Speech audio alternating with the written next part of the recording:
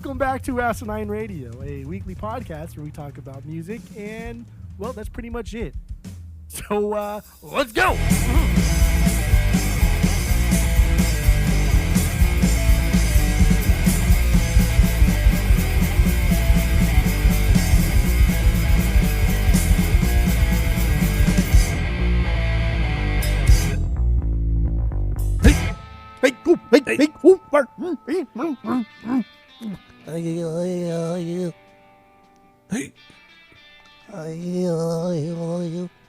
This is Asinine Radio. This is the weekly music podcast where every week we get into different band, different artists. We break down one of their records. We get into how it was made, the music, the lyrics, the art, and everything else. My name is Tyler. Way out there, hundreds of miles away, is Jeff. While you're listening, go to Spotify, Apple Podcasts, give us 5 stars and 5 stars only. Tell all your friends. All the social media is at Asinine Radio. And that's all I have for the boring intro. So what are we doing this week, Jeff? We're doing Sublimes. Sublimes. All right. Yeah, this is their third record from 97. Their last record actually was released 2 months after the singer, guitarist, songwriter Bradley Nowell died of heroin overdose. So, which I'm sure we'll get into him and his life and the craziness of Sublime at this time in the early and mid 90s, because it was pretty wild, pretty wild stuff. Wild. But yeah, Sublime. This is 17 tracks and or really actually 16 really, because one of them is just the same song played twice. But anyway, let's get into the songs or actually let's get into our origin story with Sublime and Sublime. So what do you got, Jeff? Go. That's cool. You didn't do a 6 Degrees. I did one though. I didn't. Well, the 6 Degrees is too easy. Josh Freese played with Sublime with Rome. Josh Freese to Blink. Easy peasy. There you go. I didn't know we were doing Sublime with Rome. I thought we were doing Sublime. That's fine though. Okay. Dude, you're so annoying. Well, Josh Freese or Eric Wilson to Josh Freese and Sublime with Rome. Josh Freese to Tom DeLonge. There you go. I only did one because I thought this was interesting. But Bud Gaw was in a band called Eyes Adrift with Chris Novoselic in like 2003-ish. Supergroup. Yeah. I didn't know he was in that band. So, but then Chris with Dave and going to Tom. Tenacious D route, I guess. Or with Brooks. Brooks to Tom.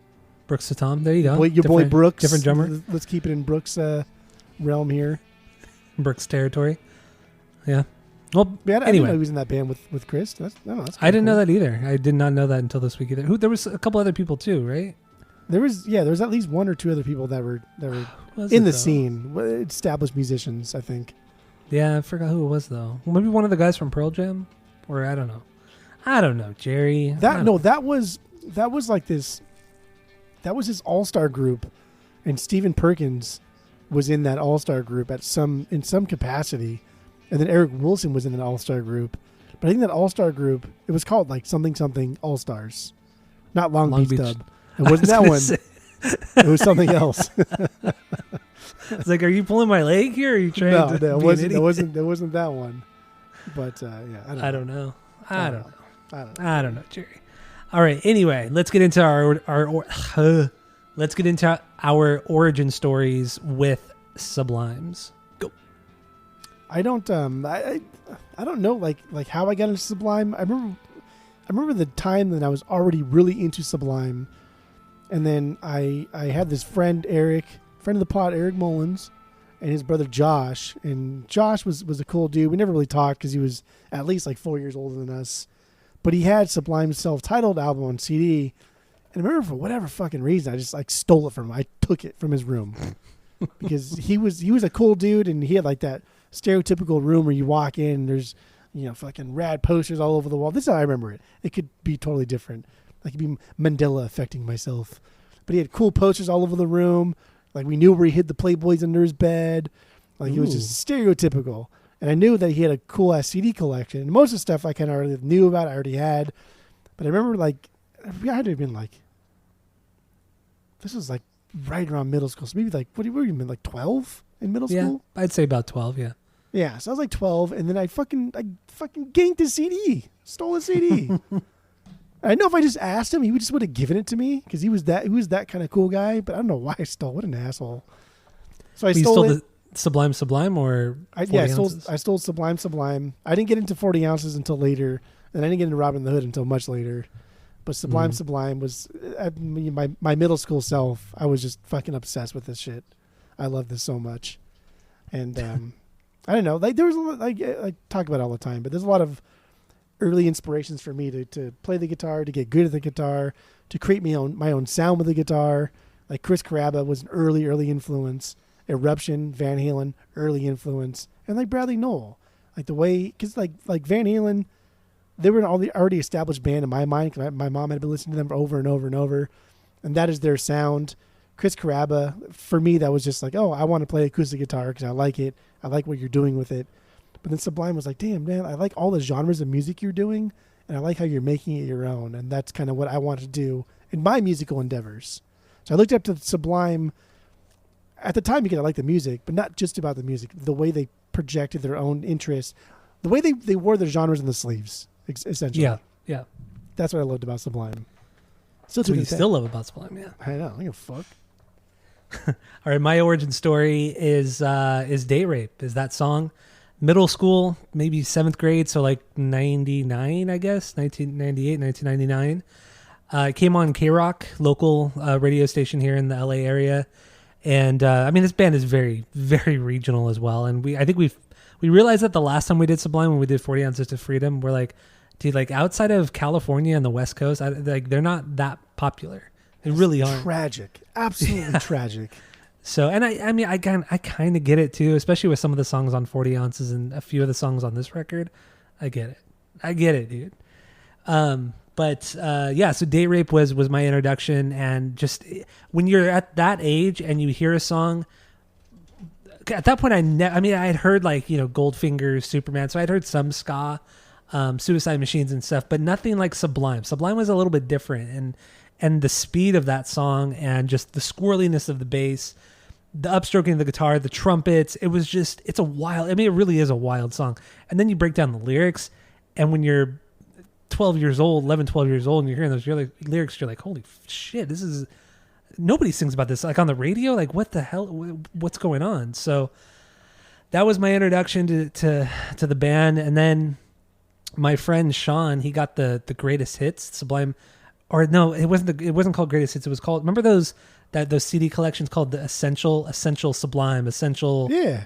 And every one of them was like 10 black songs. and white covers. Black and white covers. Yeah. And every one of them were the 10 best songs from whatever band that you bought. So on that, so he had that CD, and I of course burned it because I was a pirate. And yeah, so Date Rape was on there, Smoke Two Joints, and then the hits off of Sublime, and then Saw Red, the only song from Robin the Hood. Yeah, and so that was, I only listened to that CD for a couple of years, and then I think it was like sophomore year, I finally got around to buying Sublime, 40 Ounces to Freedom, and then I was just like obsessed with especially the self-titled record. And then much like you, I didn't get into Robin the Hood until after high school, actually. It took many years before I got into that. And goddamn, dude, that Robin the Hood just is their best record. Hands fucking down. Robin the Hood's the best. I don't care.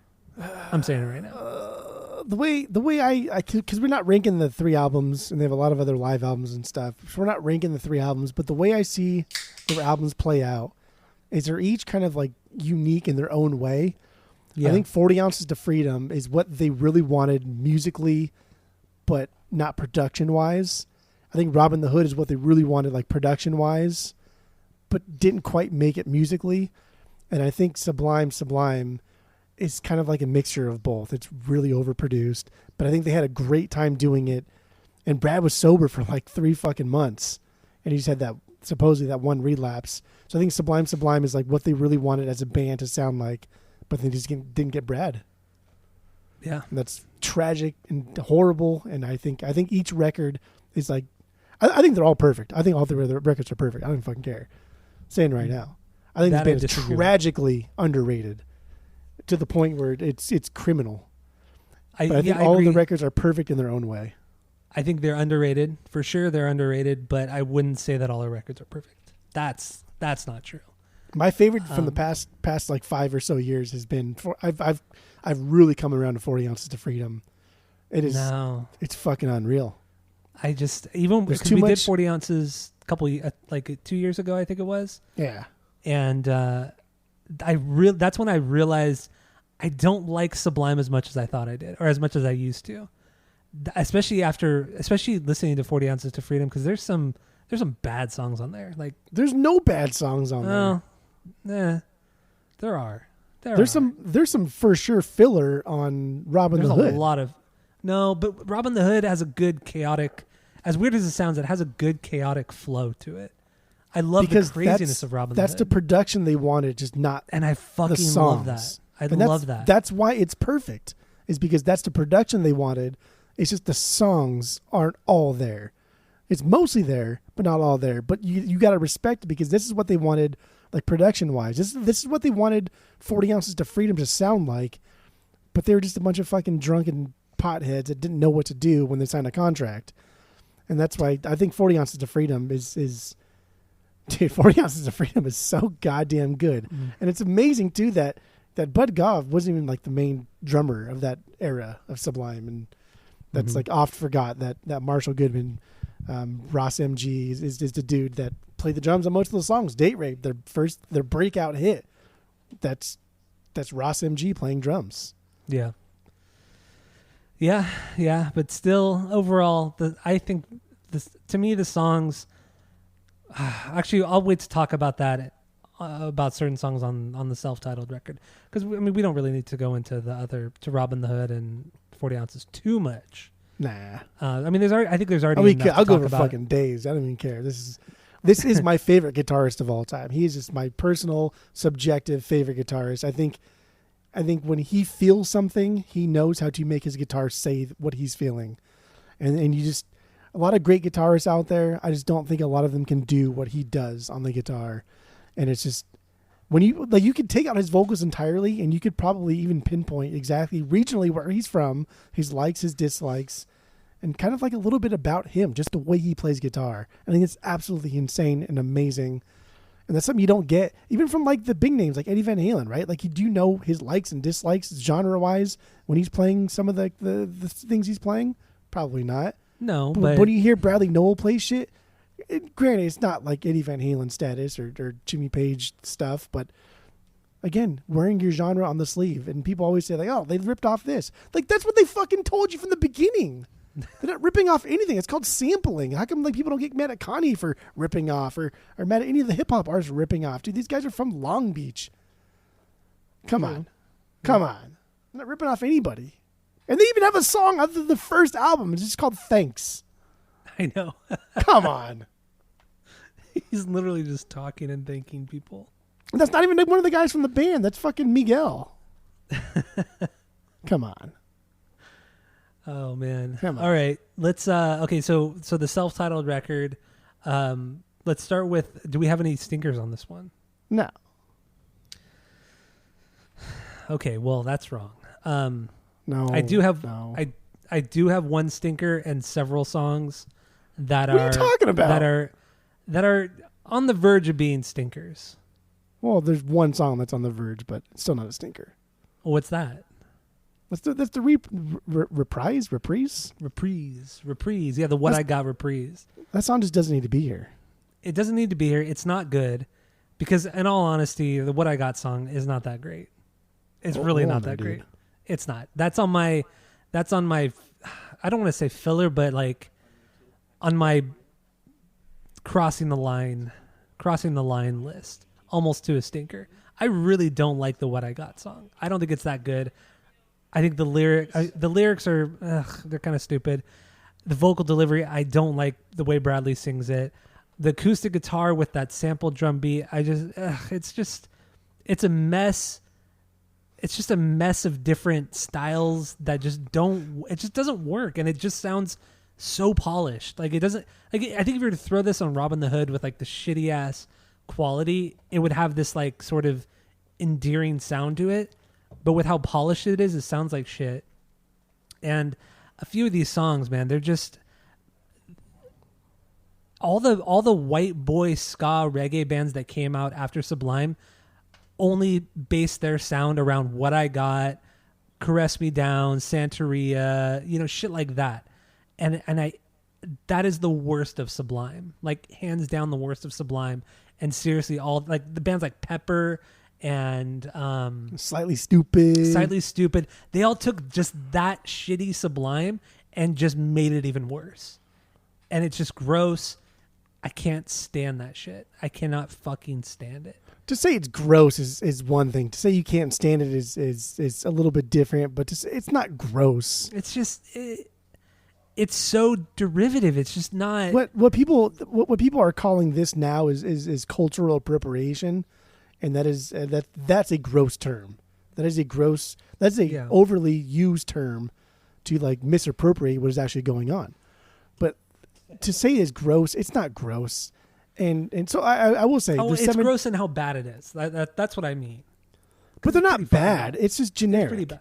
But have you listened to a lot of reggae? Yeah, and a lot of it is pretty Jesus fucking Christ. It's fucking generic. I agree. Holy shit. I'm not trying to defend reggae by any means. And because it does talk get very about repetitive. like influences, right? Like also like punk music, thrash music. A lot of the things that are pulling from this regional white boy reggae, a lot of that shit's fucking generic. But at least with like things like punk and metal, like you hear that progression over the years. Reggae literally has not changed. In the 50, 60 years that it's been around. Well, it changed from ska to reggae. It was just ska to like rocksteady to reggaeton.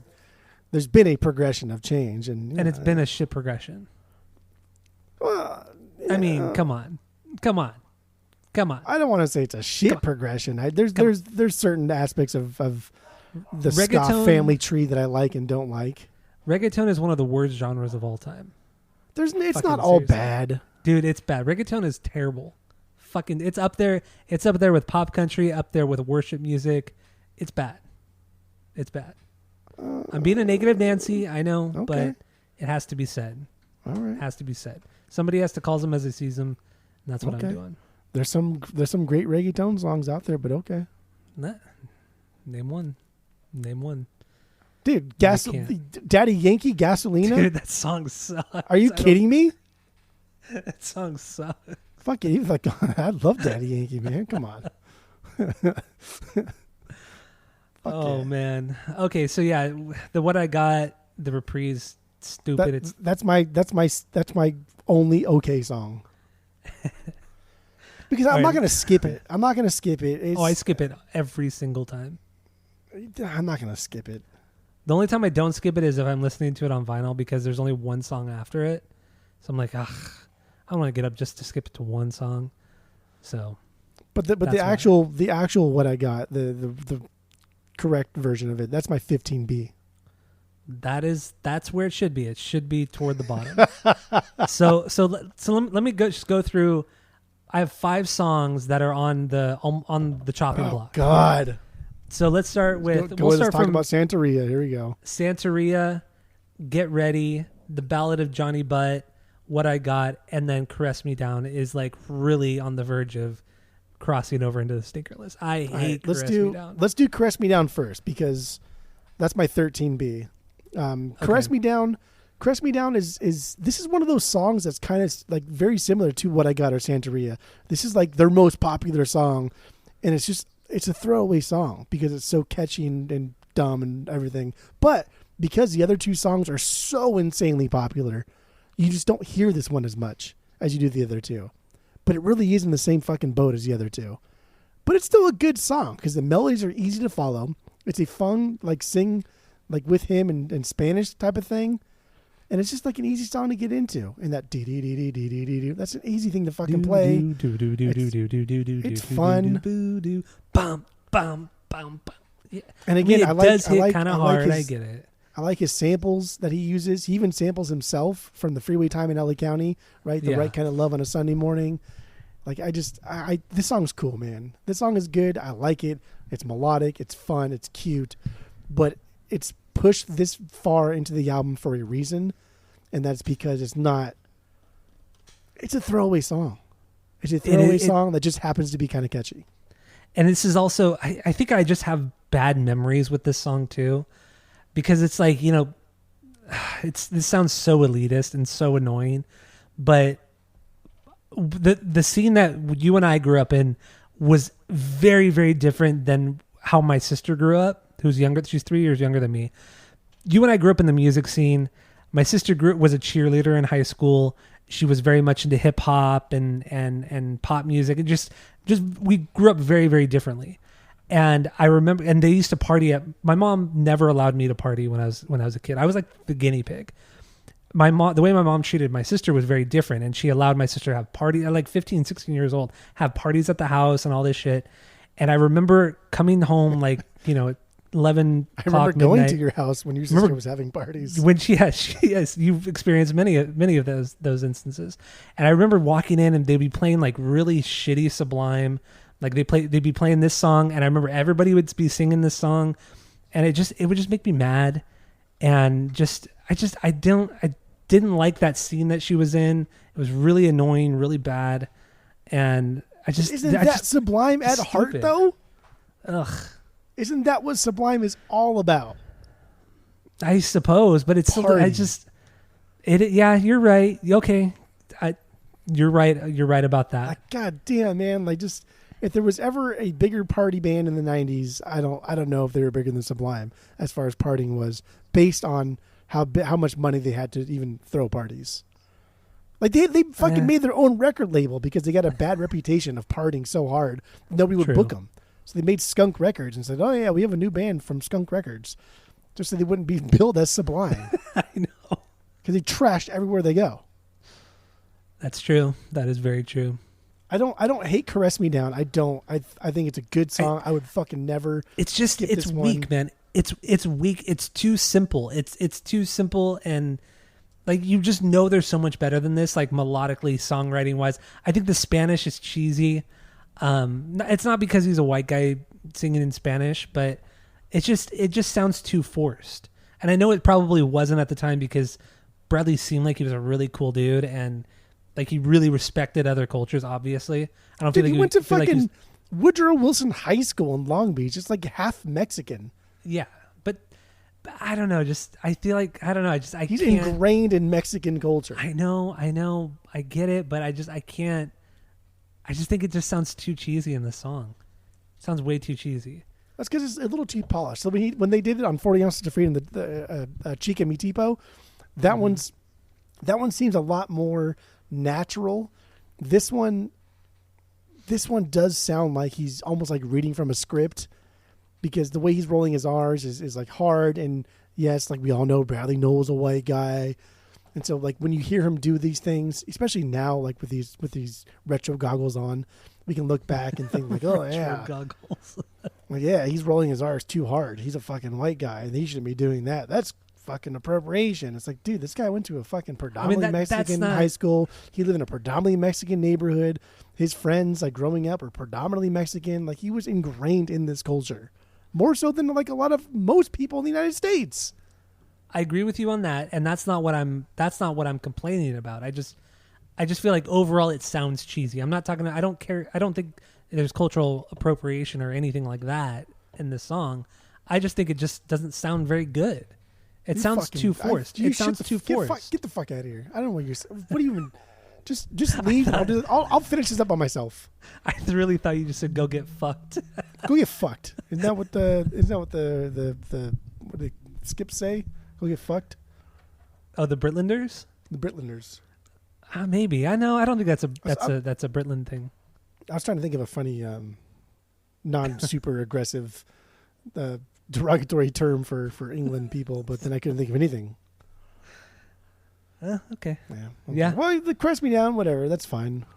I mean, they pretty much took that entire bass. And come on, and then when you get to that bridge, gonna caress me down, that's the loving sound. I mean, the song is it's just about having sex, and it's just that like, is 100% lifted from another artist. No, I know it is. The song's called "Caress Me Down." I know, but it's still fucking stupid. It's still dumb. It really is. Come on. Okay. Come on. All right. Come on. That's fine. There's fucking 13 other songs I'd rather I talk know. about than Caress Me Down. My 13B, don't care. So let's. I feel like we do have to talk about the hits like Santeria, What I Got. I'm totally fine not talking about the Ballad of Johnny Butt and Get Ready. What? How does that sit for you? Okay, so if we're talking about Get Ready, that's my 14B. Whatever. Don't really care that much. But Johnny Butt, dude. Johnny Butt's my 8B. Will to survive. Dude, Johnny Butt's so goddamn good. I love the range in Brad's singing. The lower part of like his singing is my favorite. The we got the brand new dance. Yeah, Eric in the back, note matching. Overcome. And then immediately Boom, jumps back into the boom, high part. It's like, boom, come boom, on, boom. dude. First of all, Brad's got range vocally. Like Brad's got some soul to his voice. In his lower register, he can kind of hit those lower things too where like, even Gwen Stefani had said like when she first heard Sublime, she thought the singer was a black guy. She's like, there's no fucking way. This has to be a black guy because he has so much soul in his voice.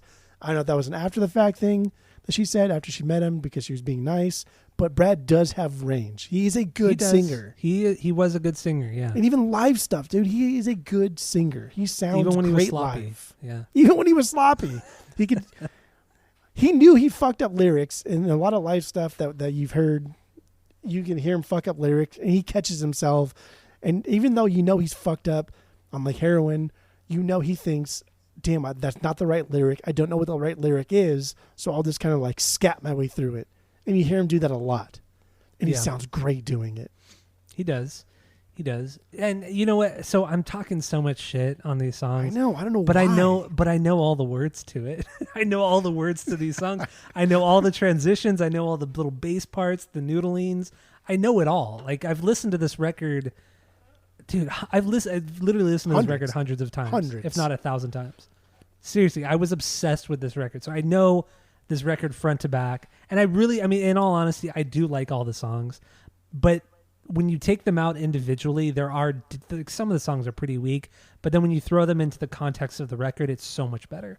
I mean, we're just going over the worst of the album right now, and these songs are still like compared to some of the shit we've done in this pod.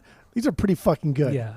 Compared to like some of the horrible things that My Chemical Romance has done to us, these are still pretty fucking good songs. Yeah. Compared to some of the stuff Rise Against has done to you, these are pretty good songs. Dude. Yeah, you're right. Yeah, Rise Against is just Against Me as well. Terrible bands. Okay. Terrible bands. Those are words. And then what I got my 15B. We got to go over what I got. I will say, I think like living here in Arizona, I can appreciate the song more because I don't live in SoCal. I don't hear the song fucking in Target. I don't hear the song everywhere I go. And I don't listen to the song that often because it's not on any playlist I would ever put it on.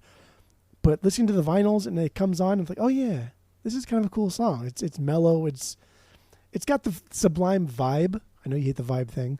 I know it's got it's got the Sublime vibe to it. It is a little cheesy. It's pretty much like all lifted from various spots and places. And that riff itself is just essentially like that Skinner, that Sweet Home Alabama. Kind of like scale down. Yeah. But it's still a good song. And there's a lot of fucking hip hop interpolations. They sample a lot of hip hop songs. And it's cool. I like it. And I think his solo is absolutely fucking fantastic. That acoustic solo, I can't get into it. I love it. I think it's cool because the dude rips. He can rip. He can play. He plays guitar like a motherfucking Riot. And in this one, he's playing an acoustic guitar, so he's not going to rip it I up. hate that transition. And so he goes doo-doo-doo-doo-doo. So it's smooth. It's like butter. I do like the way he bends that note too during the solo. Just that the bends, man, they're solid. And honestly, there's no muddled notes during that solo. Everything is so crisp and so precise. And on an acoustic guitar where you could tell he's fucking hitting that hard. There's nothing. I mean, it's clean. It's fucking clean. Yeah. But I also hate that transition, like a motherfucking Riot. Bow, bow, bow, bow. It's so stupid. It is so fucking dumb. Oh, I hate it so much. Because it's supposed to be dumb. It's supposed to. He's making fun of himself. He's talking about he doesn't cry when his dog runs away. He doesn't get mad at his bills, but like he was overwhelmed with like stardom and all like the things that are coming down with him, and he was spending more money, and therefore he had to pay more taxes and all these things, and he was super overwhelmed by it, and that's what like caused him to relapse into more heroin. And his dog did run away multiple times, and by all accounts, people said that all he did was fucking sit in his room and cry. He was like devastated by it. And so like this song is about, you know, not sweating the small stuff, but it's kind of tongue in cheek because all he did was sweat the small stuff. Yeah, and that's what the lyrics are about. For such a happy and poppy sounding song too. The lyrics are, you know, it is about his anxiety and depression and all that kind of shit. I will say, man, there's not a lot of bands, not a lot of songwriters out there that have written songs dealing with their own addiction as they're going through the addiction, also while acknowledging that they're probably not going to make it. I guess. I mean, we're not... I don't know. Is it fair to say that, though? Because we're not really lyric men, so it's hard to say. But, dude, come on. Pool Shark? One day I'm going to lose the war. Like, that is 100%. Everybody knows it's about his addiction. And he knew he was not going to be able to kick this addiction. But I think he told his dad. He told his dad, but it's not. I think he told his dad during the production of this album. No, because he told his dad during the review of this album he was trying to get out of the house to go score fucking heroin when he was visiting back home in Long Beach while they were on tour, right before they were going to go off on this album, and before he got sober for 3 months after he got married. He told his dad, he's like, dude, let me go. And his dad's like, no, I can't let you go. He's like, if you don't do it now, I'm just gonna do it tomorrow or the next day. I'm just gonna do it. Like, this is what I do. And his dad let him go. He's like, okay, well, fuck, man, what do I do? Like, Brad knew he wasn't going to make it. He didn't hide it at all. Bradley Nolan friends, the live shit. He's fucked up in there. And he apologized for being fucked up. And he says he has no control over it. Like, this is the most hard hitting we've ever seen, like a rock star with like addiction problems. I like guess, people trying to hide it. This dude never hit it. No, that's true. He never hit it. He sang about it. He fucking said he apologized for it. He glorified it in a way. He didn't. He never glorified it. Never glorified it. I think talking about it the way he did, how unapologetically he talked about it, it's in a way it's kind of glorifying it. No, not at all. Not at all. He's a dude. Addiction is a especially considering how they made such party music, and it just. Nah. I do like Bradley Nolan a lot. He is a great songwriter, great singer, great guitar player. But I don't. I think the way we perceive addiction now is better than we did 10 years ago, even in just thinking like addiction is this thing that people just can't overcome by themselves. And instead of just like, fuck that guy, he OD'd, who gives a fuck him. And so now we see it with like different lenses. But this was the 90s, man. Like, nobody gives a shit. Like, if you're just a junkie, you're just a junkie. You're on your own. This guy had no help except from his like friends and family, immediate friends. I mean, I don't know if that's necessarily true. Look at all the fentanyl shit going on right now in every major city. Most people don't care what's going on with all that's kid stuff though. That's like kids experimenting with things, and the vast majority of the fentanyl epidemic now is the high schoolers. And that's because our high schools are overcrowded and there's not enough staff to police that shit. What do you mean? What are you talking about? I disagree with you on what that. part of that do you disagree about? Like, literally, the people that are affected the most by that are people between the ages of 15 to like 22. That's like high school and early college. That's most addiction. Early 20, like, teenage years through early 20s. That's with any sort of major drug. But again, going back around again, and the way that society's treating drug addiction now, it's just such a throwaway thing. There's no help. People don't want to help. They don't want. Never. I'm not going to go down this road. But that's not true. That's not true. There's help available for you if you really need it. It's shitty. But people don't want to fucking get help. But in the 90s, there was no help. But in the 90s, there was no help. There was no place for you to go. There was fucking help. Bullshit. No, there was not. That was there was no government-funded programs to go. There was a lot of shit. There was a lot of shit in the 90s. About? There was a lot of shit in the 90s. You're full of shit because in Long Beach, the first actual like halfway house that was open to everybody that actually provided help based on not just like, oh, just come here and stay sober and I will make sure you don't get drugs. The first thing to do that was after Brad died and Jim Lindbergh from fucking Pennywise and all these other guys from the local bands put money into this place where people could go and take their mind off drugs and actually do something. Otherwise, halfway houses were just like prisons. You just go there because you had nowhere else to go. There was no help there. That's not help. You're just sitting there waiting for your next fix. That's it. That's it. That's it. After Brad died, there was this huge, I wouldn't say it's huge, but like Brad's widow funded this halfway house to where like there was guitars there and people could pick up guitars and like hang out and like watch TV, and it was a welcoming space. And I'm telling you, dude, Jim Lindbergh, there's like 3 other like fairly big like Southern California musicians that put a lot of money into this to help guys like kick the habit. And I mean, I've never been like really addicted to anything except for pizza, but joke. But like, I don't know. Maybe that helps. I don't know. But bullshit tell me that fucking the 90s, come on, that there was like as much help as there was then, as there is here now, as there, fuck. Tell me that there was not more now than there was then. I was trying to make a different point, but I don't. English is hard. I don't want to go down that road. English is hard. Whatever. What I Got's a good fucking song, dude. Bradley Noel. He's to say that he's glamorizing or being a martyr for like the cause. I think is I don't think that at all. I think it's actually like a cry for help. I think he started as a kid because before 40 Ounces of Freedom came out, like they were jamming and doing shit 3-4 years before that. They were teens. And teens, you do drugs and you fuck around in your teens and then you kind of grow out of it. You phase out. But because their fans are kind of always wanting to party with them, and they started that roller coaster already, like he could never get out of it. He had no fucking chance, and he knew he had no chance. But I think that's, I don't know, well, a little humility too. I mean, oh, hold on there, dude, because there is no such thing as free will. I knew you're gonna. That's why I said that. I knew you're gonna do that shit. I don't know, man. I really do think that this dude had no fucking chance. After 40 Ounces of Freedom dropped, I should say after Date Rape got big, this guy had no chance. I disagree with that, but whatever. No chance in hell. Everybody has a chance. Well, not everybody, but in this instance, he had a chance. But not everybody's chance. Do you agree that not everybody's chance is equal? Oh shit! I did not mean to do that. Well, I think in this scenario with him, he did have a chance, and he did get clean. So obviously he could do it. He did do it. He chose to relapse. I get it. It's difficult. It's very difficult. There are stories too that say that. I mean, of course, it can be done. Anything can be done. Shit, anything can be done, but getting it done is the hard part, right? It's easy to stand on top of your built house and say, "Yeah, I fucking did this," but it's hard to build the house.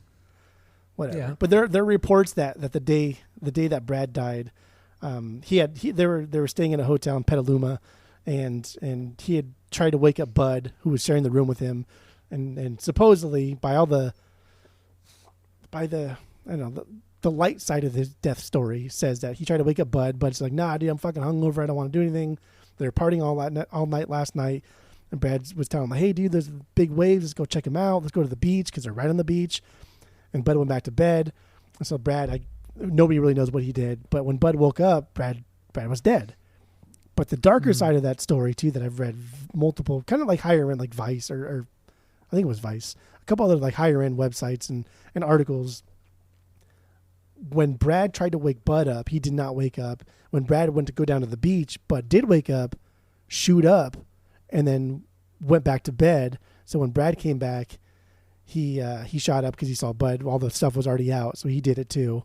Died, and then when Bud woke up, he kind of looked at Brad and was like, "Fuck, man, that should have been me, right? Because I was just doing this here." And so there's like the dark side and the light side. Depending which documentary you watch, you only get one of those two stories. But the thought of just waking up next to like your bandmate, your best friend, who died doing the same exact thing you had just done hours before, it's that is tragic. That is tragic. Really is. Really, really is.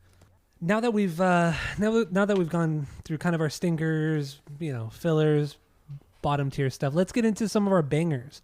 What is your number one banger? What is your 1B? I want to know. I want you to take here. I want to know what your 1B is, so I can prepare myself. I can laugh. I can cry. I can get mad. Dude, it's all my bangers are all over the place. So my 1B, one of my favorite Sublime songs.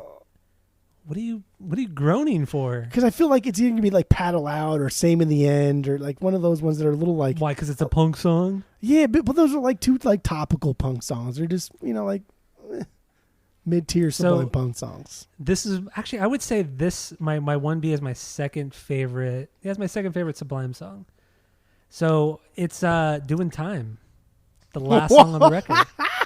That's one of my favorite Sublime songs. What the fuck? Yeah, I love this song. How did that even happen? I've always loved this song. The first time I heard it, I fucking loved it, and I've always loved it. Okay. I just love how laid back it is, how it just starts off with like just kind of the boom, boom, boom. It's just the high notes. I know it's a play on the George Gershwin song Summertime, and I just love the feel of this song, the vibe of this song. It's just so relaxed and just so lazy. I love it. And it's so much fun to sing. I learned this week that ding ding ding, that part is a Herbie Mann sample from Live at the Village Gate, which I thought was fucking unreal. I think that's all Miguel. Miguel's like the DJ guy. That's amazing. But yeah, it is a play on the Summertime Gershwin tune. But damn, man, if there's ever a song, and like it's sad to think that like this is the last song we heard from Sublime, like technically album wise. Mm-hmm. This is a good way to go out. This is like the best closing band song you could possibly do.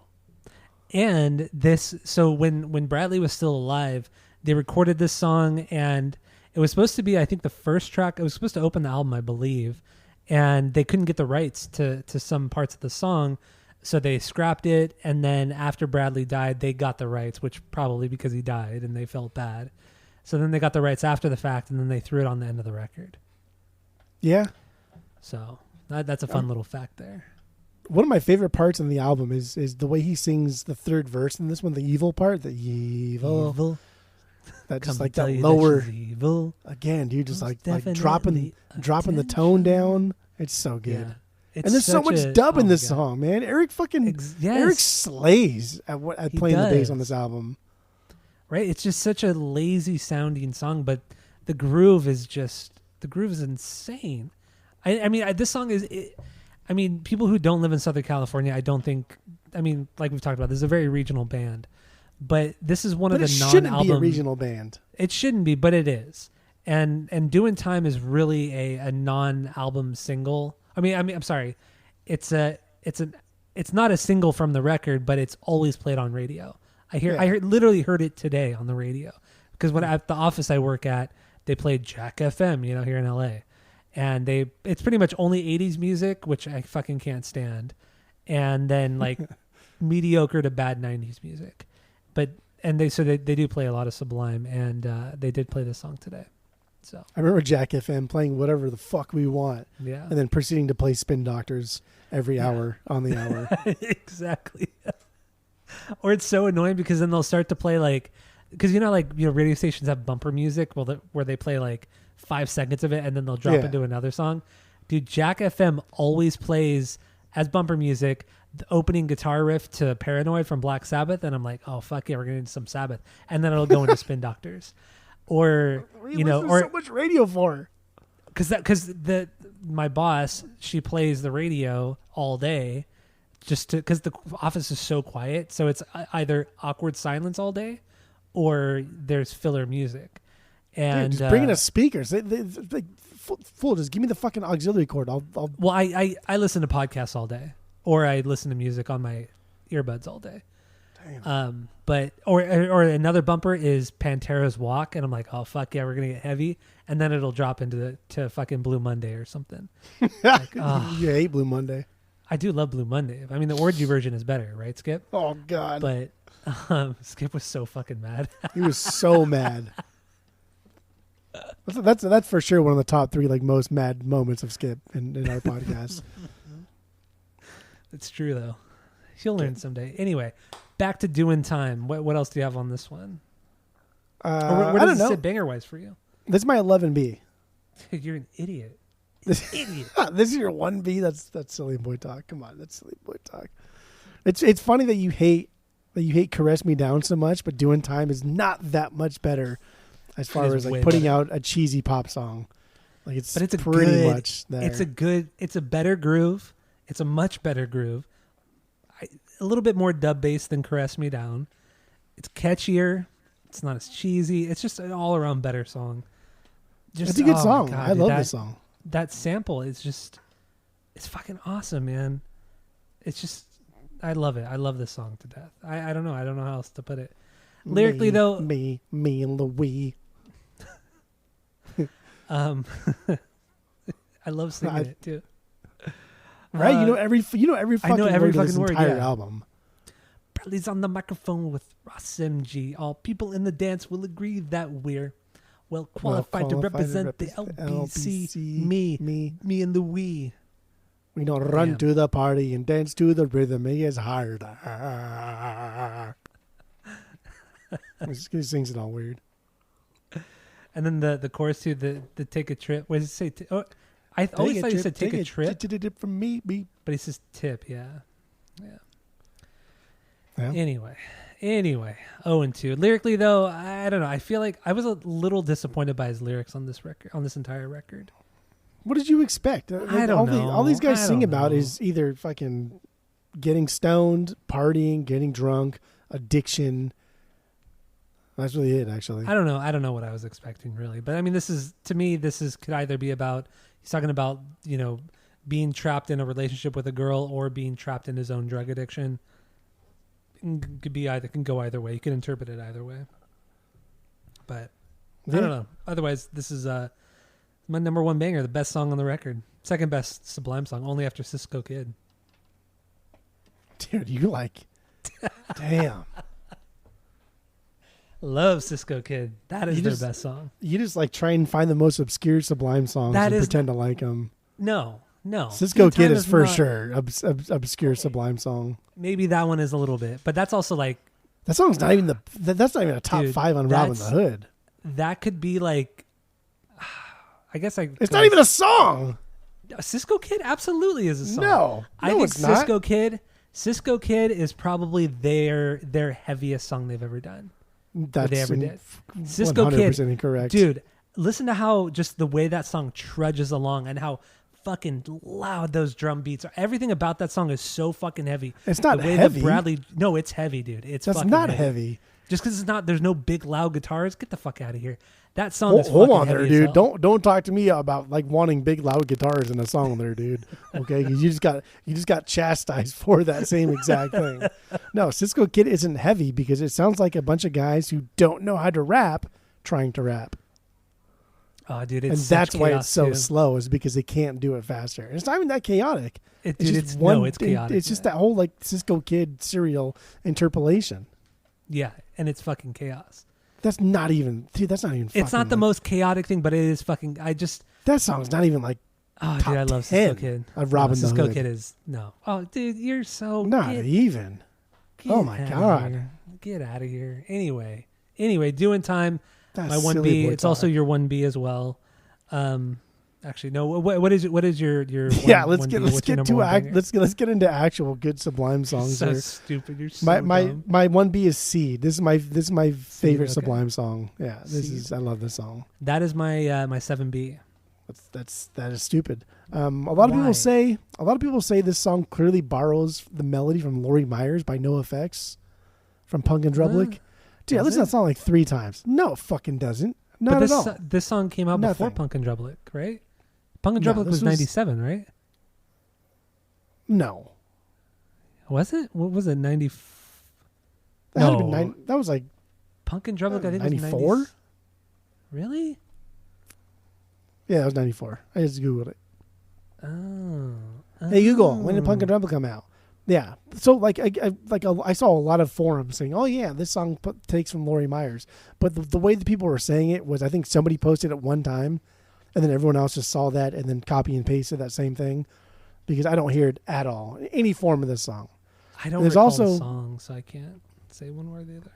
Yeah, there's also a part too, the solo. A lot of people say that the solo was stolen from another kind of forgotten about surf rock band, but the solo is just fucking based on scales. Okay, so piss off. You're not ripping off scales, fucker.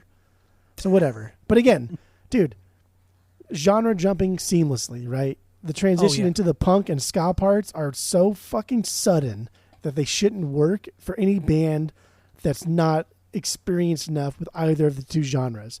But because Sublime knows both of those genres, I specifically Bradley, because when they first started, I mean, it's really when they first started, Bud hated fucking reggae. Eric didn't really want to play it, but Bud fucking hated it. Did not want to play it. Said, no, this is stupid. I only want to play punk. I only want to play thrash. And Brad's like, no, dude, check it out. Then they kind of like worked in the groove and found it. And then, I mean, dude, all three of them in the pocket, unmatched. And it's weird because, you know, Bud and Eric come from the punk metal thing, but yet their groove is incredible. Like it's just, especially Bud, he's not a punk drummer. I mean, he can be when he needs to be, but that's not where he shines. He shines in his grooves, which punk is not known for. So it's wild how they adapted everything so well. And I agree with you on seeing all three genres. That comes from Brad. True. Brad showed them like, hey, dude, even though you don't like reggae, there are parts of reggae that you can like because there's a lot of grooving to it. Like reggae kind of repeats itself over and over and over, song-wise, album-wise, genre-wise. Let's find the groove, let's work with it, and let's add a little bit of punk to it. But C doesn't do that. C just kind of like goes from one to the other. And then towards the end, it blends both of them into one to where it's just like this like fucking weird hodgepodge of reggae punk thing. But god damn, I think he does it so well because Brad's vocals can carry the song. Brad's vocals can carry any song on its own if he wants them to. I mean, the genre hopping in this song is pretty incredible. I will agree with you on that. On a dime. And it's not just musically, like you said too. It's his vocals too, because he drops into the hardcore punk, or like Descendants kind of shit in the beginning during the choruses, into the ska or into the reggae, and then just seamlessly into the ska part, drops right back into the hardcore punk. And then this end of the second verse, dude, he starts to do this like scream, this kind of strain. Oh my god, the strain thing, dude. He sounds just like Mike Muir, from Suicidal, singer from Suicidal, except Mike Muir. Except melodic. Oh yeah, melodic and better, but it's in that it has that same kind of like that institutionalized. You know how Mike strains his voice when that song starts to pick up. I feel like this song is almost like a throwback to Institutionalized. That was the whole like, if you live and you want to give it, get old, like that part. Yeah. And then it gets build. That build. Yeah. Yeah. And I just don't even know. I don't even know what he says. I just like to yell. Dude, this song is just as thrashy as like a lot of fucking Suicidal based their entire career on. Yeah. Oh, for sure. Sublime is just as thrashy as even the thrashies of Suicidal. I would agree with you. And then the solo, man. I love the solo. The guitar tone, that fucking guitar tone is perfection right there. But as simple as the solo is, it also reminds me so much of something you would hear off of Americana from The Offspring. Like one of the solos or guitar leads on Americana, that's what this sounds like. Tone, almost down to the tone. That's what it sounds like. So I will say, like, overall, my favorite part of like this album is Brad's tone. I love, incredible. Dude, like the Mesa Boogie. This is when he finally embraced it because he was using a different like Vox amp for 40 ounces, and then he kind of like went in between during Robin the Hood. But this is full on triple rec Mesa Boogie here, and he only uses a Boss distortion. He uses a delay pedal, a wah pedal that he rarely uses. Except for just like putting it down for the low end. And then he uses his whirlwind effect. And all of these things are coming together on this one because that high part, right? You can hear that high part that is so like crisp, so nice. But then it gets to that kind of like lower end, that do. It's a little bit muffled. So I think he's had that wah pedal down. So it's not like wow. It's kind of like in the bottom part of the wah. So I think he's had the wah pedal down. And I don't know, man. I think this solo like perfectly captures all of his tones super well. I don't know. I love it. I love the transition out of the solo too. That just the In the tremolo bar. The oh my god, dude, it's fucking so good. Yeah, he's a fucking rock star. He really is a rock star. He was fucking great. He's God, incredible. you're right. That fucking that transition into the next part because he uses that whammy bar. He goes wow, wow, wow, wow, wow, wow, and then goes into the Billy back in 1983. Yep, it's a perfect transition, and Dude, it can. I mean, just, it's just God, I don't know. Man. It's This great. guy's got some soul to him. He has got some fucking soul to him. When he's wailing that give it a whole part, those parts, man, dude, he's just and just he is screaming those things when he wails that, and then it instantly changes pace and turns into the ska thing. Oh my god! But it's not goofy ska like punk. Mustard Plug like third wave ska. Yeah. It's not quite like even like goofy because no doubt compared to this is kind of goofy like third wave ska. This is it's more like punk, like Operation Ivy kind of like punk ska. Yeah. Like it's respectable punk ska. Well, I think it's You know also what I because mean? on this record they didn't use a lot of the horns. They didn't really use a horn section. Like fucking 40 Ounces had a lot more horn than Robin the Hood in this one did. And I feel like that's what sets them apart when it comes to third wave ska is that they didn't rely, I don't want to say rely, but they didn't use a lot of the horn section. Yeah. Which is fucking, I mean, I like the horn section, don't get me wrong, but they don't need it. Time and place. Time and place. And the band is good enough, the songs are good enough to where you don't need that extra kick in the song. That's really what the horn section is. It's just to have that extra kick. They don't need it. I noticed too this week that a hot take for Sublime fans, and I know friend of the pod David may have an opinion on this one, but His favorite Ross album is probably MG 40 Ounces too. slash Marshall Goodman is a better drummer than Bud Guy. He is. He's a better drummer. You think so? Absolutely. Bud follows Eric in a way that is like elementary. He never leads him. He always follows. And you can hear shit from like 40 Ounces to Freedom, and you're like, wow, man, like that's a good drum part that Eric picked up on, that Eric follows. And even in Date Rape, like there's a lot of cool drum parts in there that is very un-Bud like, and that Bud didn't play fucking drums on that song. True. But only played drums on the 3 songs from 40 Ounces to Freedom. Yeah.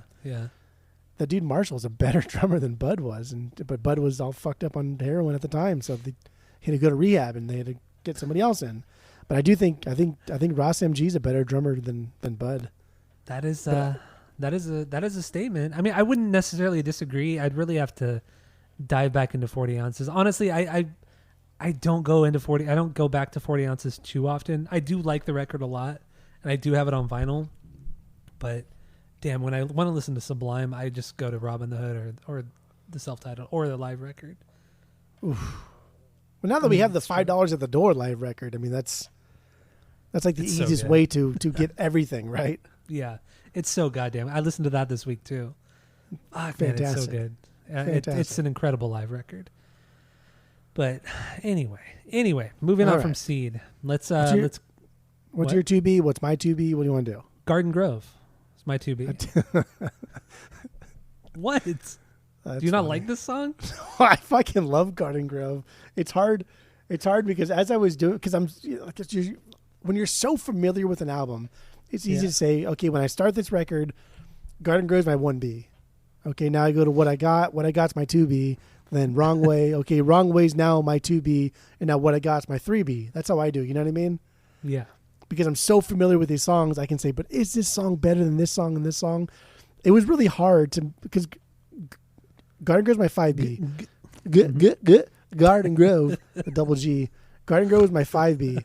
It was hard to say that songs were better than it because it's so fucking good.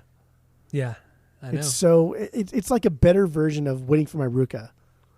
Like that's what opens up 40 Ounces to Freedom. It's way better than Waiting for My Ruka. Hold on there, dude. It's not way better. It's just better. It's not way better though, dude. It's just better. People's love for that record, for 40 Ounces to Freedom, it's good, but dude, it's just. I think you're missing the point of the 40 Ounces to Freedom, guy. I think you are. Guy. I'm not, guy. Anyway, We're not talking Okay. about Waiting for My. So Garden we're talking Grove, about Garden what I love about this song, they've already done. It should be no surprise to anybody, but it always is a fucking surprise to everybody when people are like, "Oh, they stole this song," and motherfucker, this has like that sample from the Ohio Players Club, that Funky Worm Mm-hmm. song, that G-Funk siren that has been Yeah. sampled by pretty much everybody in the gangster rap realm. And we even did it. We've talked about the same fucking sample when we did De La Soul for the song Me, Myself, and I. They sampled Yeah. the same exact song. And everybody, like Snoop Dogg did it. Everybody did it. And so like Sublime they've never hid like their influences. And Garden Grove is just like the perfect way to open this record, saying like, yeah, we're from Long Beach, but Garden Grove's kind of right there. And it's a cool name for a city, to be honest. And it's old enough to be kind of like, it's not like Yorba Linda or I think Placentia is pretty old, or Brea, Yeah. but like Garden Grove's an older Orange County city. It is And for so sure. it's a cute way to kind of like integrate themselves into Orange County, and really like Long Beach is pretty damn similar to Orange County in a lot of ways. But I like the whole aesthetic of this song. The song is crisp. It just sounds like a party. The song's a party song. It does. And I mean, these guys came to Orange County all the time, not only to surf, but to fucking party, dude. Partying in Orange County in the 90s. I mean, we're not old enough to experience like the backyard parties in the 80s and 90s. But I mean, we got the residuals of that. Like the warehouse parties in the early 2000s that I would go to with my cousin, dude. That shit was fucking wild, man. That shit was fun. It's something I don't think bands or people do nowadays. Like can't. just the Orange County scene is just so, I think it's just so unique. I mean, I can't, you and I have been to LA and Hollywood fucking hundreds of times to go see bands or whatever we're doing in LA or Hollywood, and I feel like that it's fun, but the partying and everything here in Orange County is definitely, it's just a different feel. It's a totally different feel. Like it doesn't seem as pretentious here in Orange County as it does in LA or Hollywood. I think the way I describe like when people come into the record store and they ask me like where I come from and what I like, I'm from Orange County, and we were spoiled with music, and you and I like took advantage of the music scene more than most people probably did. But like the way I equate it to is like, yeah, even though the Anaheim Angels 2002 world champion, even though if they were winning a game, I'm gonna leave in the 7th inning. Can I just whatever? I want to go home and like hang out, or I want to go to somebody's house and hang out. Like, we just don't care. And it's not that we don't care because we're just aloof and we don't care about anything. It's just because, like, there's so much other cool shit I want to get done in one fucking day that staying till the 9th inning of a baseball game is so low on my totem pole. Even, like, though they're winning against a team that I want to see them beat, I'm still going to leave in the 7th inning because I don't care that much. Yeah. Especially when you can go see them, like, every day for, like, $10. I'm like Boston, right? Like people in Boston, like going to Red Sox game or Fenway or Yankee Stadium, like they're staying till the fucking last pitch until like the ushers throw them out. I said, why, dude? Like I could have spent the last hour and a half of my life doing something fun with a bunch of cool dudes at a bar, hanging out, talking about things that I want to talk about, rather than sit here at an Angel game or go to the beach or something, or because everything's so close. Yeah, or go to Disneyland. Fuck, man. How much time we spent at Disneyland just running around for 4 or 5 hours and not causing trouble, but just, being our dumb selves. Like, so I think that was it sounds so privileged, but it's just like, but it's not, because it wasn't, first of all, we're born into the situation. It's not something we chose. And second of all, like we all worked, like all of us worked, even like through college, we worked, we all paid our own. So all this money that we spent on these cheap fucking Disneyland passes, like we paid for it ourselves. Well, it's true. Or even like, because I had like, when it comes to Disneyland, I had an annual pass since I was like 7 or 8 years old. My grandma would buy all of her grandchildren an annual pass because at the time it was like $90. Yeah, I was gonna say like $90 for an annual pass. And all of our parents, my friends' parents, would take advantage of it, and they're like, okay, we'll buy our kids or grandkids this, and then they can go play for 6 hours, and we don't have to watch our kids. They can just go to Disneyland, and that's what we would literally do. We would get dropped off at Disneyland, spend all day at Disney, like during the summer and shit, or like, you know, when we had Christmas vacation or whatever, we would get literally dropped off at Disneyland all day, and just, we were 11, 12 years old, roaming around Disneyland by ourselves. That's called free babysitting, dude. You pack a sack lunch, man. Fuck or yeah. cheap babysitting, you should say. You're right. Cheap babysitting. It's cheaper than, like, you know, sending your kids to the YMCA or some shit. Hell yeah. YMCA is fucking expensive. But like and yeah, you're right.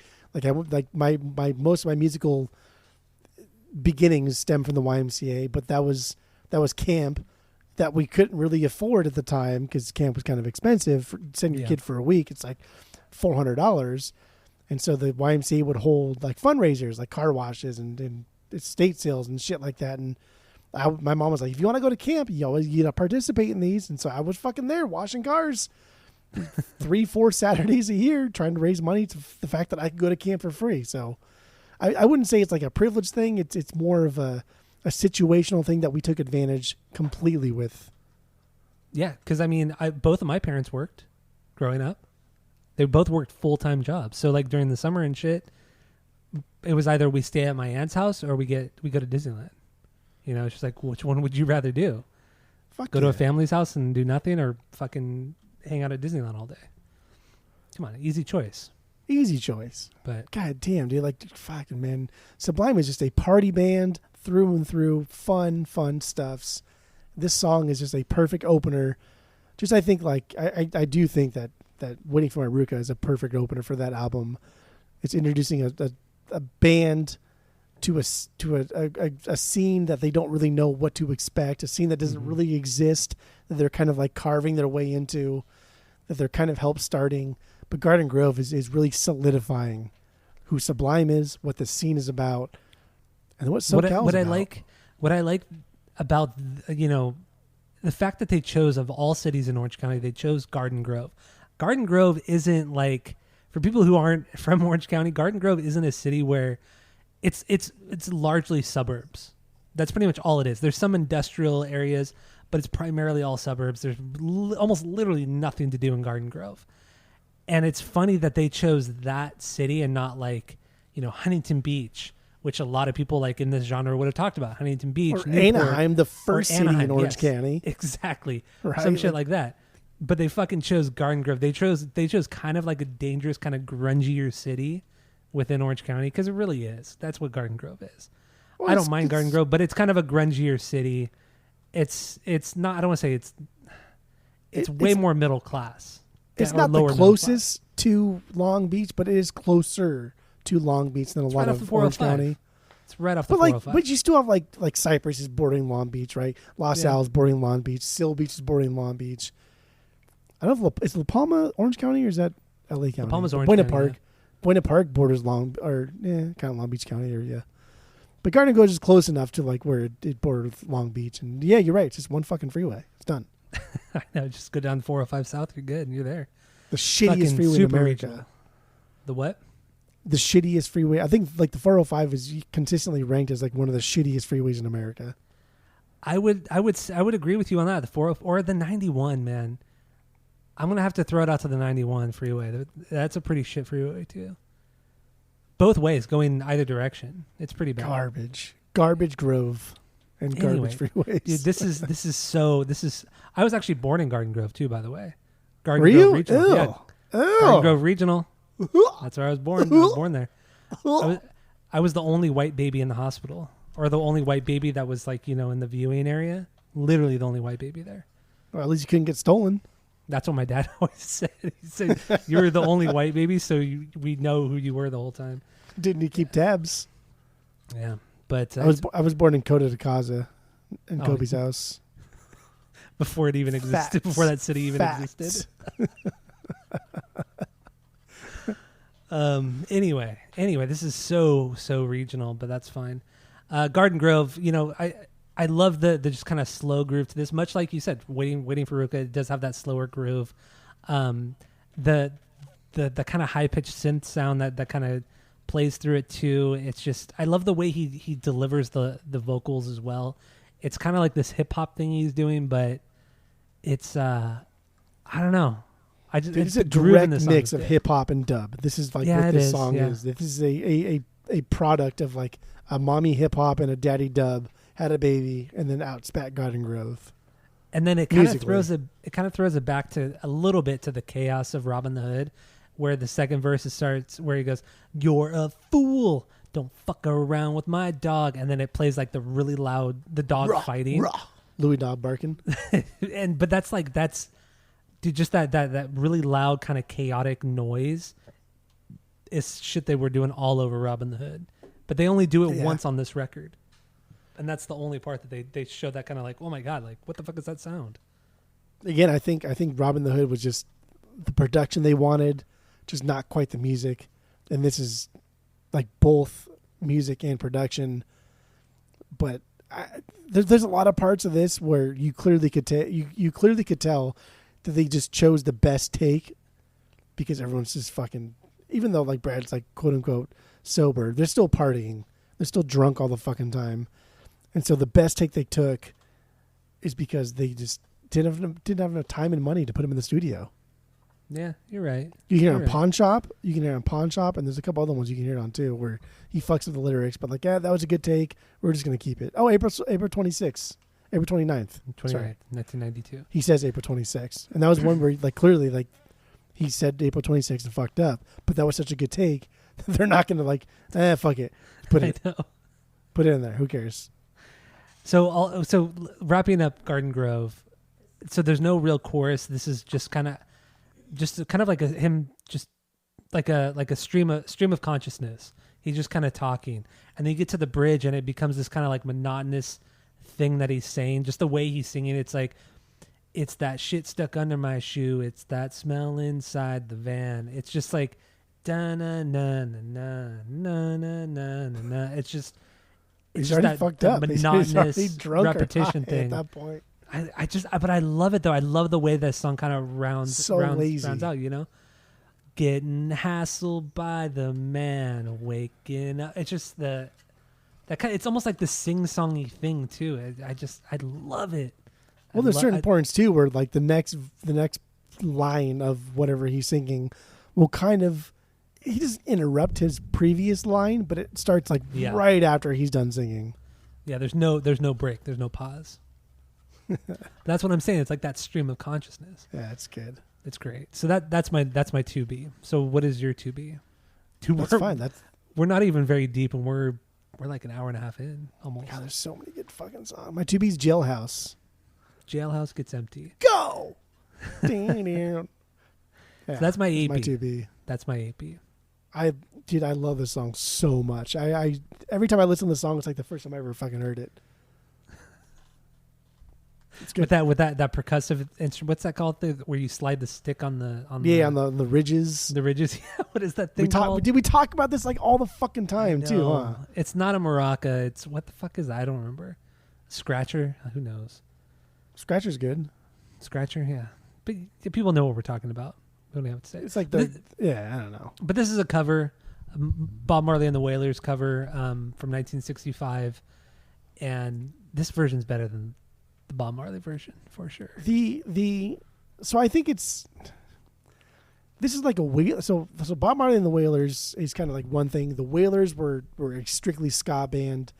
There were a lot of harms, and ska is a lot different than reggae, and so this is a Wailers song originally, because if you listen to their version of it, it is very ska sounding. It is It is kind of like Beach Boys-esque of the reggae realm. And man, that version's fucking rad too, though. I really, really like that. It's one. great. I like this song though. I like their cover obviously better, but I like this one because it's simple. It's driven by Brad's vocals and just that bass line. The guitar takes like a backseat most of the time. Some of the lyrics here seem like they could be only use the best take, because he talks about he says a line and then he'll repeat that last part of the line again in the next line and then keep going. And so I think that's like a best take type of thing. What really gets me is a solo. I mean, the solo is so good. It is good. It's Brad and Eric. They're note matching. Halfway through, Brad hits that verb, which he never used a verb thing. He only used like a delay. So whatever thing he's doing on the delay, he's hitting that. And it starts like wailing away vocally, and it just everything matches perfectly. It does. The only I don't want to say it's a weak point, but the only point that doesn't make much sense is when he starts to rap a little bit. He says, now when I was I don't even know how he says it, but now when I was a youth, young, 1983 was the best time of my life. Had the 89 vision. We didn't fuss or no fight. I just that kind of rap thing. It kind of ruined the. I don't want to say ruined, but it diminished the.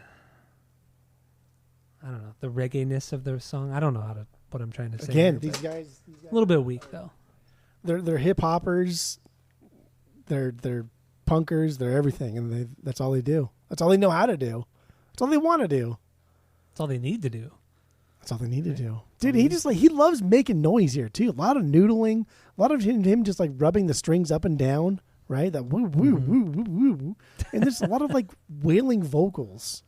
Yeah, like, you're right. Like he's Chewbacca out here or something. But man, he's got some power behind his vocals. I'd love this kid. He really does. Yeah. And then just the way the song ends, I really like it. Where he just yells, "Can't fight against the youth." Just the way Dude, he like that transition, the way he cuts off youth, like he doesn't let the end of that ring out. He cuts it off pretty abruptly when he says youth at the very end. It's perfect. I love it. I guess we're moving on to Pawn Shop because we have to, but like, do you love that transition into Pawn Shop? Oh, dude, it's incredible. it's so incredible. Good. Pawn Shop's my 9B, but that transition between Jailhouse between Pawn Shop is just, and then you get Eric the do do do do do do do do do do.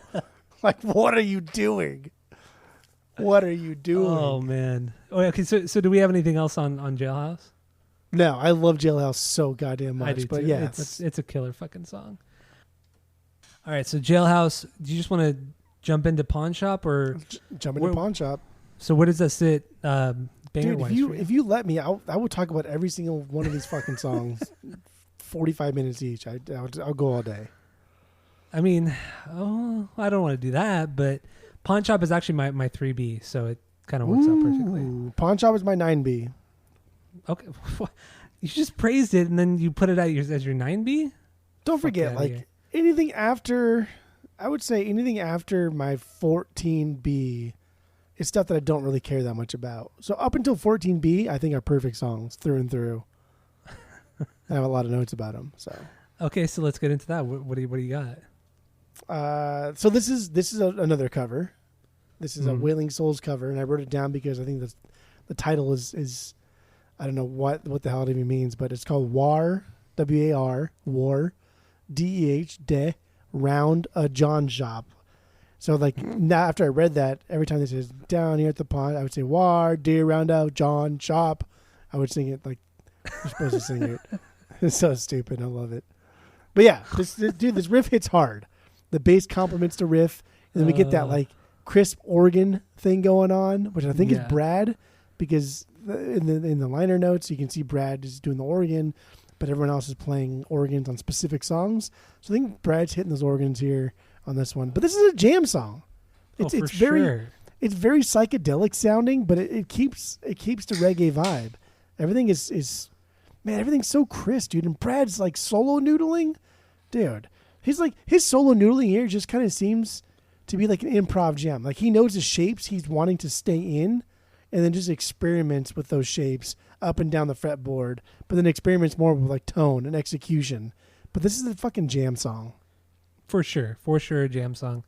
I mean, it's just this whole song. He's just soloing in a way. It's just I do like too that you mentioned the organ, and the organ is essentially just playing what the rhythm guitar would be playing with the upstrokes. It's just hitting those upstrokes, and I fucking love it. I'm a sucker for the organ. I'm a sucker for the vibraphone, the marimba. Dude, you throw those in a song, I'm gonna instantly like it. Look at Wendy Clear from Blink, throwing that organ in there. Forget about it. But but yeah, no, it's just it's a perfect placement. I just love it on the organ on the upstroke. But really, the song it trudges along. The dun dun dun dun dun. It kind of has this like, it almost has this like stoner rock feel to it, like in its pacing, has that stoner rock pacing to it, but it's not obviously not stoner rock whatsoever. But I guess the psychedelic, it makes sense. Yeah, it's pretty much it's pretty much there for sure. Man, dude, I think good. so. Like Bradley Nowell has said, like besides Hendrix, but like Carlos Santana is also one of his inspirations for playing the guitar. And there's several songs on here, including this one, that I hear Santana. Like I hear Santana playing this song. Yeah, those definitely. Highs. This is fucking Santana. Maybe a different kind of tone, because the tone on Pawn Shop is very crunchy sounding, which Santana had a much brighter tone. But Bradley it crunches on this song. But I love Bradley's it. Dirt, dude. Like Long Beach is dirt. Bradley's dirt. Thrash is dirt. This scene was dirt, and that's why I think, God, man, that Mesa Boogie amp is just like that's my dream amp. That's also point. why you kind of get that tone too. Like Mesa Boogies have that; they can drop into that crunch, that low end, real nice, really nice. And their cleans. Their cleans are so crisp. They're so nice, but there's a little bit of dirt to them.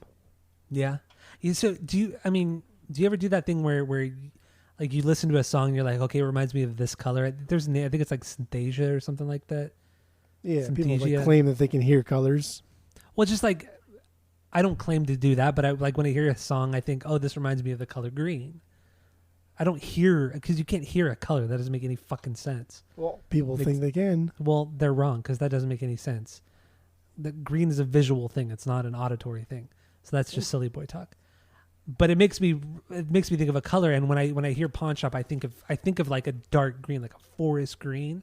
Whenever he's playing this kind of song, whenever I hear this song, like every song on this record has I associate a different color too. I don't hear that color because that's silly. I only think of Squid Music. That's all I think of when I think of Pawn Shop. I think of Squid Music because it was a music pawn shop. But it was it was a cool one though, right? You're not getting ripped off. Like that's where I bought the 5150 head cabinet, and it was just too much for me. But like I realized what I really want is this Mesa Boogie, because the Mesa Boogie just has enough crunch to it that it could compete with the 5150. But the clean on the Mesa Boogie is what I really wanted. And that's getting into like the reggae realm, which I never really played. We never wrote any music really that was reggae, but I like Brad's clean tone. He does have a great clean tone, and he had every tone of his is good. He didn't even use that many pedals. He only used like 3, which I guess you can tell too. Yeah, it's not fucking Korn or fucking Incubus or some shit or Omar with. Omar had like 2 fucking levels of pedal board. That's how many fucking pedals he had on stage. Silly. Yeah. Dude, Brad kept it simple. And one of them was just a distortion boost. So I don't know, man. I really, maybe one day I'll just have a Mesa Boogie full thing and triple rectifier in my, I actually read up about what rectifier even means, because I had no idea.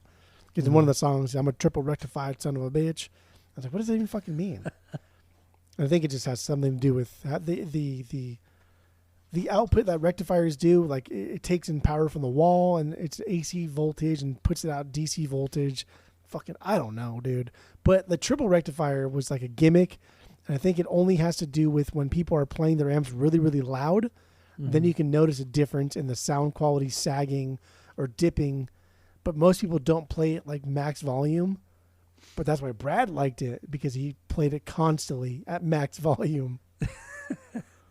I mean, I think played fucking loud. I was going to say you'd have to when you have Eric Wilson up there with his fucking huge ass rig. Just, dude, he was so fucking loud. But you have to be when you're playing this kind of like dub music. You got to be loud. Fuck, man, this band's good. But they're so good.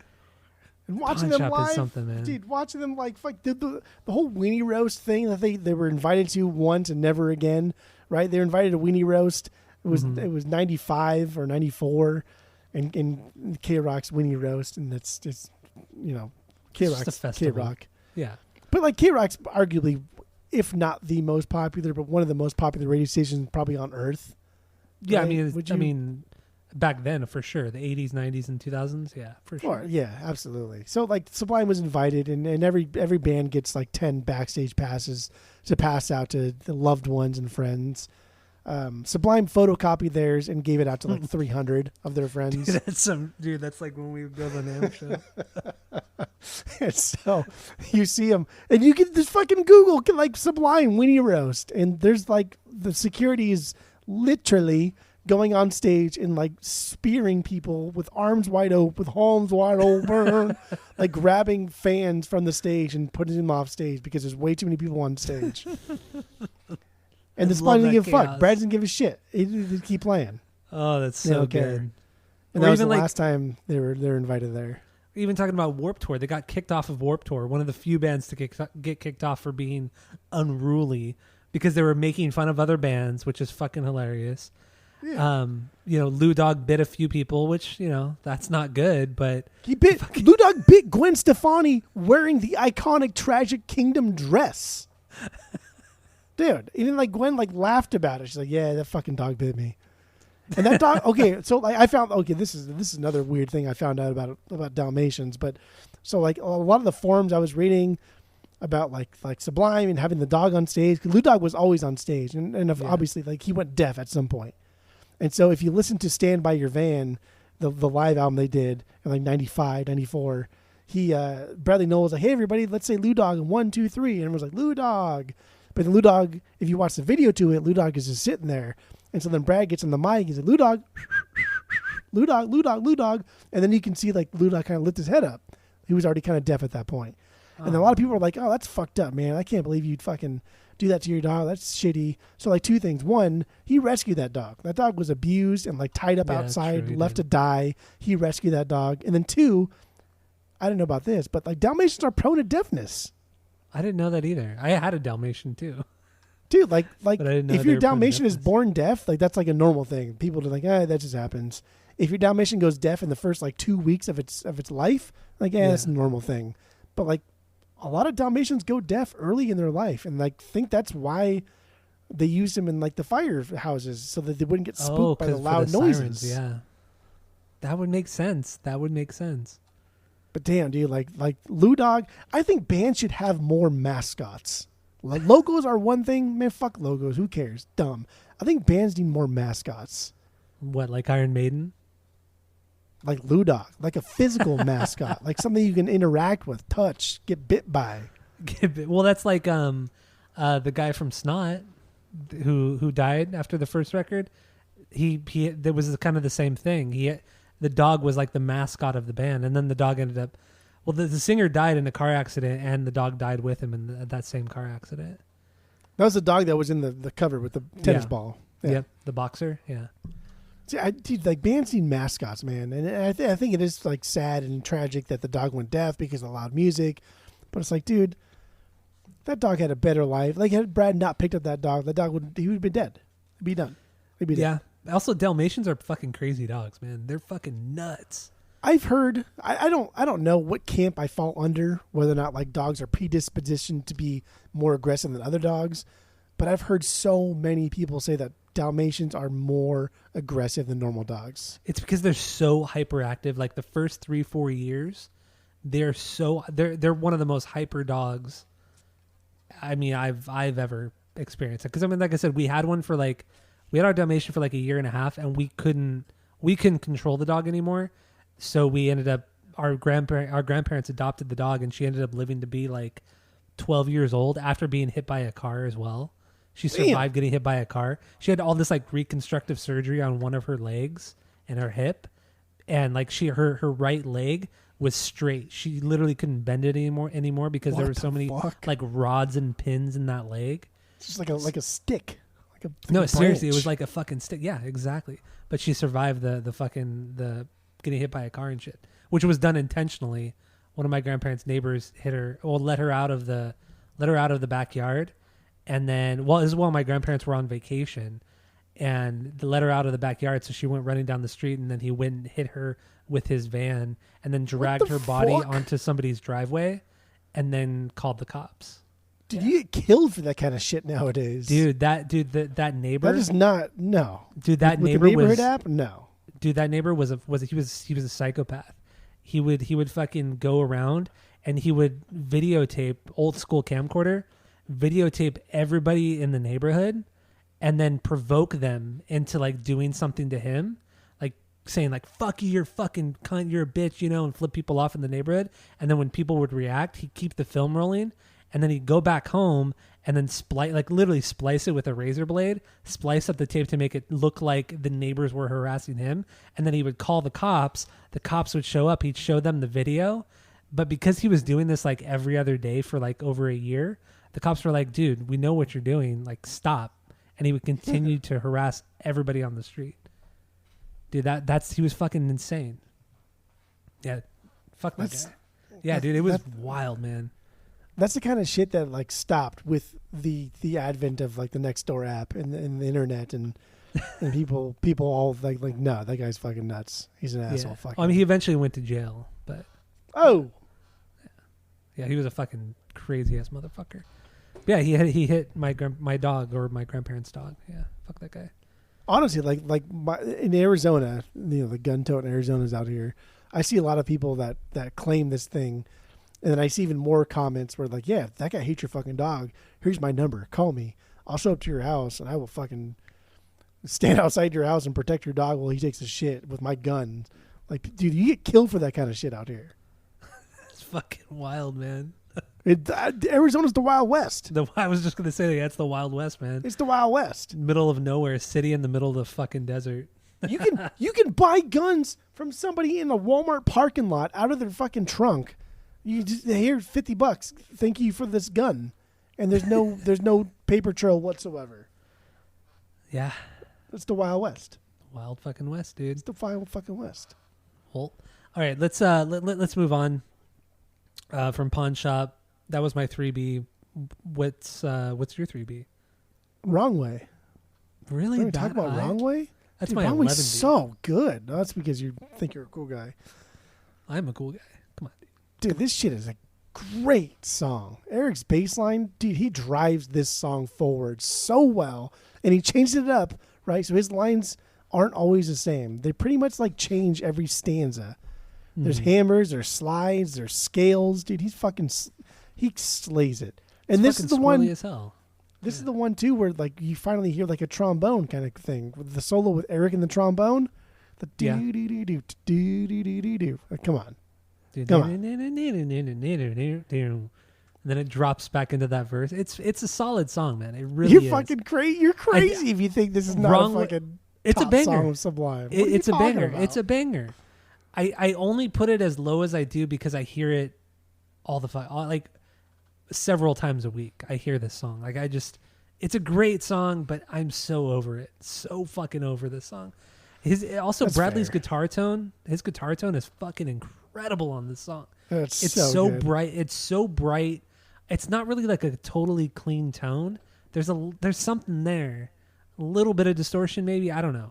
But that's the Mesa Boogie. When yeah. His clean stuff, he's only like going through the Mesa Boogie. That's it. Man, it's good. His distorted tones, he's hitting everything else. But like the clean stuff, when he's doing like the offbeats, like upstrokes, that's the Mesa Boogie. That's you're right. What's cool about this song too, about Wrong Way? This is almost like the successor to Date Rape. The way he tells the story, like the way he delivers the lines and everything is very Date Rape-ish. Not as frantic as that song, but it's there, and he's telling this very specific story about a young girl, a prostitute who, you know, the character tries to save her and say, you know, you can leave this life and do something better, but then when he tries to get her away from it, she just goes right back to it. That's all she knows. And I mean, it's a sad fucking story. The song is a really sad story. It is a sad story. I know there's problematic things about the way he delivers it, and some parts of it it's weird, but I think that just stems from A, immaturity, B, this is the 90s, things were different. Yeah, it was a very different time. And C, it fucking rhymed. When things rhyme, that's what you do. That's true. Yeah, that's true too. Right? Like Journey, when they talk about like born and raised in South Detroit, there's no fucking South Detroit. it rhymes and it sounds cool. You just go with it. Who cares? Why are you referencing that song? That song is terrible. It is terrible, but that's like the best indication of just saying things because it matches and rhymes that everybody can get behind and knows. Okay. There's no South Detroit. What are you fucking talking about, South Detroit? Is there? I don't know. I've never been to Detroit. Never been to Michigan. I grew up in Detroit. Well, that's wrong, dude. Well, I'm from there. No, it All does right. not exist. wrong way. I mean, what? This That's song. fine. Move on. Everyone knows. Everyone knows this song. Yeah, everybody knows the song. Let's get in some. I don't know, dude. We only got like 4 songs left, 5 songs left, 7 songs left. I mean, really, the songs that I really want to talk about would be Burrito. Well, I mean, really, my 4, 5, and 6. I don't want any burritos. Burritos, April 29th, and Under My Voodoo. Those are my next 3 songs right there. What is your least favorite of those ones? Under My Voodoo. Okay, that's my 12B. Okay, I mean, the only thing I really want to talk about on this song is just the note matching. The note matching between Bradley's vocals and guitar are so good. And then there are moments too where Eric and Brad are just note matching as well. Like it's not that Eric is following him the entire time. It's only in certain parts where he does play the exact same notes, and it's really cool. It's just there's a lot of little things like that in the song that I think are incredible. Just also his vocal delivery too. Even when he's not no matching, when he's screaming the Under My Voodoo part, it's so good. And then the way Bud just kind of that drum roll, that fucking fill is so fucking good. Then that level, yeah, he's like, Ka! And they go into it. But this is like, dude, this is another like psychedelic rock sounding song. This is very Hendrix sounding. This is for sure. This is Brad channeling his inner Hendrix, trying to do some shit here, and just the way this starts with a do do do do do. It's so simple, and it's just it's that one shape, right? Like it's like a fucking, I don't know what the fuck. I'm the like thing here, but it's a certain shape in a chord progression. It's a certain shape, and he's just hitting that, kind of like going off on it, goofing around with it, and the whole song is based around that exact shape. Never really deviates from it, but he spices it up like the entire time. And it's not a short song; it's a long song. It is. I think it's like 4.5 minutes, something like that. Yeah. Yeah, it's a good one, man. I really. This is a song that really grew on me over the years as well. This is always like bottom tier. This and Pawn Shop were always bottom tier songs for me, up until a few years ago. Then Pawn Shop just like flew up. Like I love that song. And then Under My Voodoo's like slowly gained traction, and it's gotten higher and higher into my banger list. But I think the more like we do the podcast, and the more we realize how much we like about like jam type music, which I still don't know why you don't like the Grateful Dead. That's fine, but the more you like jam type music, Pawn Shop's it. yeah, it's something special for sure. That's their Grateful Dead song, even though they covered Grateful Dead. But that's their Grateful Dead song. Better than Grateful Dad. Well, hold on there, dude. Well, sure, dude. All right, so yeah, Under My Voodoo, I'm good on this one. That's fine. Let's run through them. As fast as we possibly can. As fast as we possibly can. Well, actually, let's jump into April 29th, 1992. Yeah. This is my 5B. It's my 7B. This is a good one, though, right? This is so It's so goddamn good. It's funny because you can hear this main riff, that ding, ding, ding, ding, ding. You can hear that from the demo of the song Don't Push. At the end of the demo for Don't Push, towards the end of it, you can only hear the demo for Don't Push off of Ja Won't Pay the Bills. At the end of it, they do ding, boom, boom, boom, boom, boom, boom, boom. They don't do the do do do do do do do.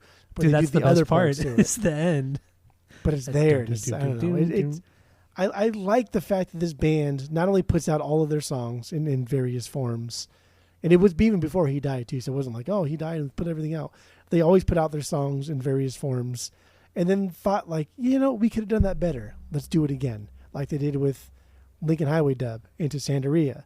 Even though I don't think they did it better, you think they did it better, but they thought they could do it better. I like that they do that. Yeah, I do like it too. Damn, there's a lot of samples in this one too. A lot of shout outs of the hip hop artists, right? Mobb Deep, Slick Rick, Snoop Dogg, Public Enemy.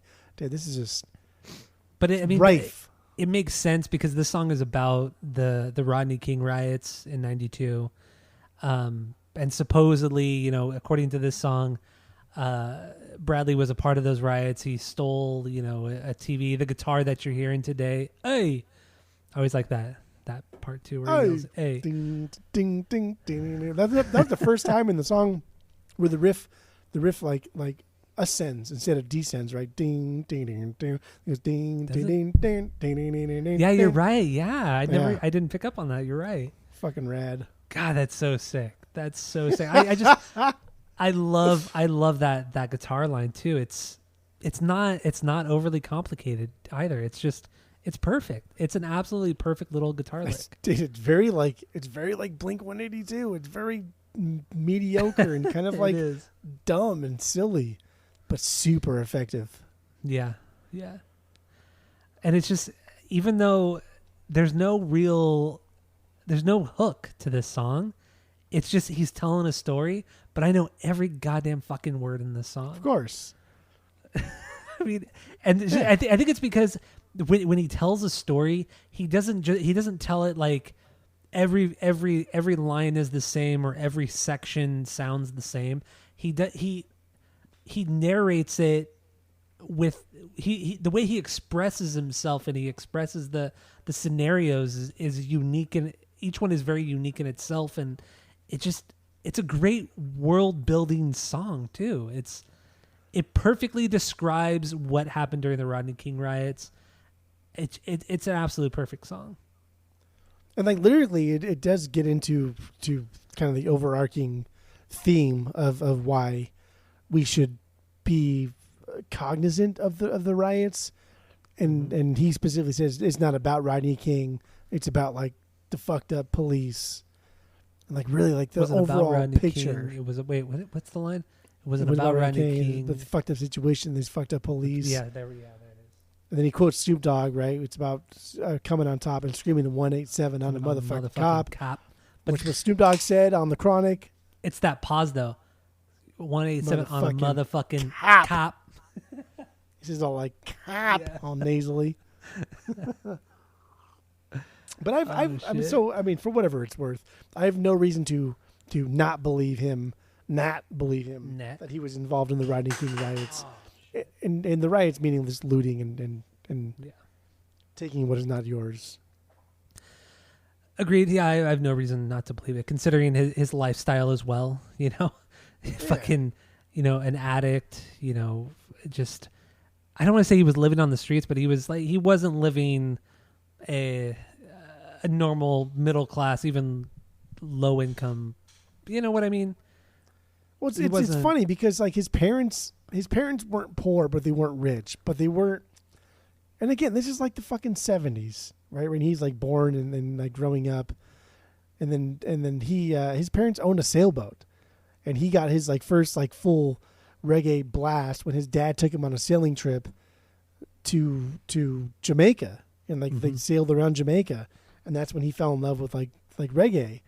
So like it's not like he grew up poor or anything, but they weren't rich.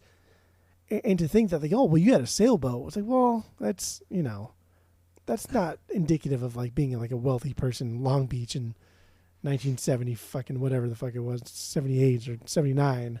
Yeah, just like he bought a sailboat. Yeah, like back then people could work for a living and still have fun. You know I know. I mean? Like that's just it was a very different time in that sense. You could buy a house and be a single fucking earner and buy a house. Oh man, we've been like horribly conditioned to question like all types of people with money, right? Or even concept of people with money. You on a boat? Oh, you must be rich. It's like, what the fuck? Like, no.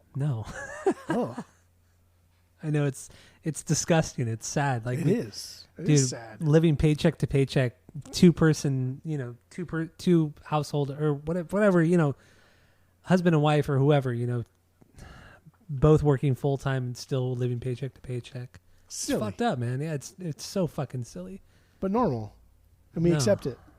We do. Yeah, because I mean, what's the alternative? You know, What's the Opening alternative? up your own fucking business and fucking the man and Yeah, good luck with hopefully, that though. Yeah, don't pay your taxes. Let's see what happens with that. well, not about like it's not paying taxes, but like opening your own business and fucking the corporate man. Oh yeah, fucking corporate man. Also, stop. I don't know. Never mind. I'm not gonna go down this road. What are you gonna do? But what are you gonna do? Yeah, what are you gonna do? April 29th, 1992. April 26. Well, yeah, that's what he says. Well, that's what he says. And this is the first time where you really hear like, I mean, not the first time, but like it's clearly that they took this. This was the best take, right? Yeah. Oh yeah, like for sure. he fucks up the words. It's not like this was intentional. He just fucked up the words. date. Yeah, because he was probably drunk or high or something. And a lot of the documentaries and the interviews you read, it's like Brad was sober for 3 months. I don't believe it. I don't either. I Not don't at believe all. it. Like we talked about on oh no, we didn't. We talked about it between the pods, but we were talking about how Fletcher was Fletcher on the Offspring podcast was talking about who's the original bass player from Jason Thirsk. Yeah, Jason Thirsk. How he was such an addict that he was able to hide his addiction from everybody in the band and everybody in his life. It's like that's what addicts do. They're able to find ways to hide their addiction and everything. And it's just like, yeah, he claimed to be 3 months sober, but I guarantee you he wasn't. No fucking way. Especially to relapse so hard and then die from it. Come on, dude. And die from it. Yeah. And supposedly and then the light side of the story, like that was the first time he did it in like 3 months. I don't know, man. I don't buy I don't that. know. I don't. But I mean, either. we're also we're not we've never done heroin, so we can't really say one way or the other. I've never known anybody that like was addicted to heroin. I So used to I don't know a couple guys who did it, but I didn't. I mean, I wasn't like close with them at all, but I knew they did it. But I mean, the addiction thing is that's one thing. That my Mexican side of the family, there's talk about alcohol addiction. There's plenty of ducks to choose from over there. But I've never been around somebody who's addicted to anything harder than like alcohol. But alcohol is like, personally, I think alcohol is one of the worst drugs that's ever been invented. yeah, it's pretty bad. Yeah, my uncle, he was addicted. I mean, he was a speed dealer, all kinds of shit. He was doing shit with the Mexican mafia and shit back in the late 80s. Like he's dead now, but just hardcore addiction in that, cocaine, crack, meth, alcohol, just all that shit, man. But you can be around somebody. You can be around somebody that's like cocaine's just, like who gives a fuck anymore at this point? Mushrooms, whatever. But like you're around somebody who's like 4 beers deep. That's not the same person that's 0 beers deep. True. No, you're right. You're right. Like somebody that, you know what I mean? Like somebody that like uses alcohol to escape. Like that is not the same person. Alcohol is nasty.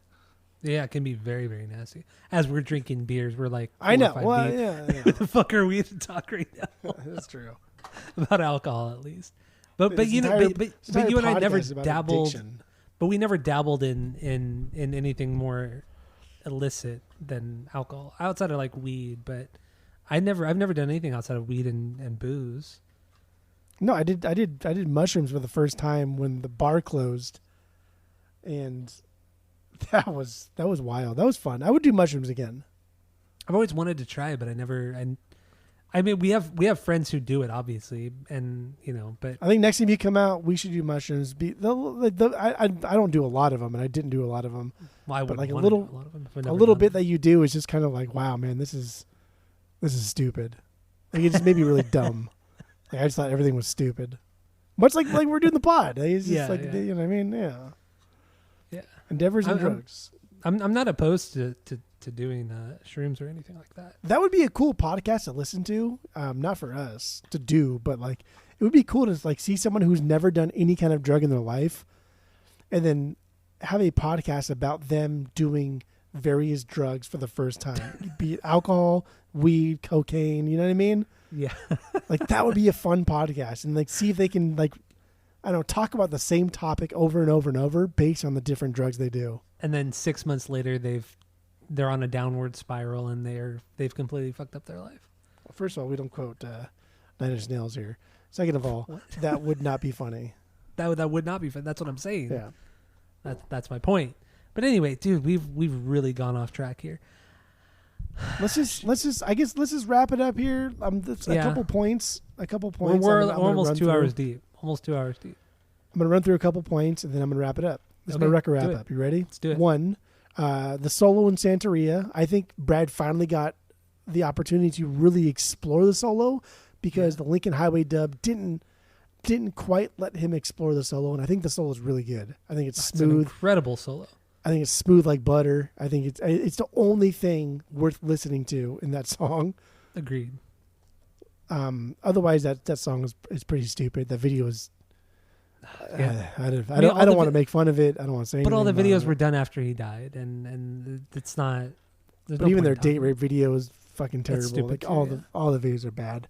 Yeah. Otherwise, let's see here. We can talk about panel. But yeah, you're right. The Santeria solo is the highlight, and once again, his guitar tone during that solo is incredible.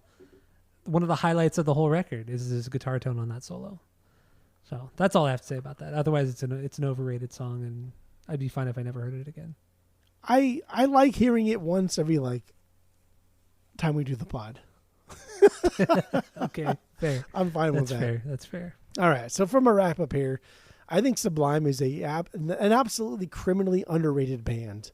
When we talk about like bands that released stuff in the 90s and like we talk about Third Eye Blind a lot and like all the bands that still exist today. And it's like, yeah, they're great. They did fucking fantastic albums, but like, what do they do for music? What do they do for the genre? What do they do from the stuff they were sampling, taking from, influenced by? And obviously, like, 94 was a big hit for music, but even like Green Day took something and exploded it into the mainstream. I don't know why Sublime, I don't know why reggae never caught on to like Americans. If you just don't fucking like it, unless the title of it is Bob Marley, don't give a shit, right? At all. Be it ska, fucking reggaeton, be it dub, be it reggae, unless it says Bob Marley in it, don't give a shit. And then Sublime people only like 6 Bob Marley songs, and that's it. But like we know, dude, that Bob Marley Legend album, my God, like fucking everybody knows every goddamn song from that great fucking compilation. Album. One of the best. It's a good compilation. It's a good compilation for sure. But dude, Sublime is an absolutely criminally underrated band. Everybody in this band is absolutely on the top of their game. They are pushing boundaries. They are blending genres, not just like musically, but also like locationally, regionally, geographically. They're saying locationally locations that they are in. Locationally, that's a word. Look it up. I've made it up. It's fine. I really do. I really do. There was this guy that I used to work with at Dave & Buster's, not Dave & Buster's, excuse me, at TGI Fridays in Brea. He was a drummer. I thought he was a drummer. He's not that great of a drummer, but he's a bartender too. His name was Ty, and he would talk about all these great bands from the 90s, and like he would only fucking like bring up like the big ones. Like he was like, oh, Nirvana's the greatest band from the 90s, and Soundgarden was there. I'm like, dude, you're only fucking like scratching the surface here, bro. Like, do you listen to Sublime? And this is in Brea, California. And he's like, no, Sublime fucking trash. I'm like, what are you talking about? They're trash. Like, why do you think they're trash? They're trash because, they're fucking white guys trying to do reggae. It's like, oh my God, dude. Like, that's just like the most fucking... You're missing the point. You're missing the point, yeah. That's the most bitch response I've ever heard from anybody fucking like dismissing a band just because like they're fucking white guys doing reggae. Like, fuck off. Fuck you. Whatever. Nobody bitches the Clash for doing it, right? Exactly. I think what it is because all the bands that came out after, like I said at the beginning of the episode, most of the bands that came out after Sublime only took the bad parts of it, like the more straight up reggae stuff, and they didn't even do it nearly as well as Sublime did. And that's what people base their opinions on, are bands like Pepper and Slightly Stupid. I think like the worst Sublime song is just as good as any of those bands' best song. Oh yeah, for sure. And it's kind of funny too, because Slightly Stupid and Pepper both were signed to Skunk Records. Really? In the beginning, yeah. I think Pepper was the band that that was like the first bigger band that they had signed to Skunk Records to make money for the label. Shit. Okay. But anyway, I think Sublime is absolutely underrated, and they're not talked about enough in circles of '90s music.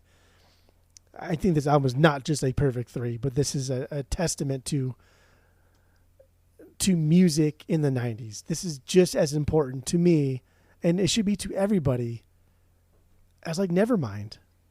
It really should be. Nevermind is popular and great because it did something for a genre. So did this. It's just not a genre people like. But it's a genre people don't like because I think they don't listen to it. Because a lot of it's not good. But like, this is not just reggae. This is also hip hop. I know. This is also I know. punk. This is also thrash, and But all those genres. But the genre that kicked to you're the referring side. to, but the genre that inspired the next generation was this like shitty white boy ska reggae. Like that, I don't know. And I think it sucks because I don't know. There's a lot of bands that did the white boy ska reggae thing, and that probably like Real Big Fish. Like I like that band. In moderation, like they're a cool opening band for like MXPX. I'd be down. Suburban Legends, another one too.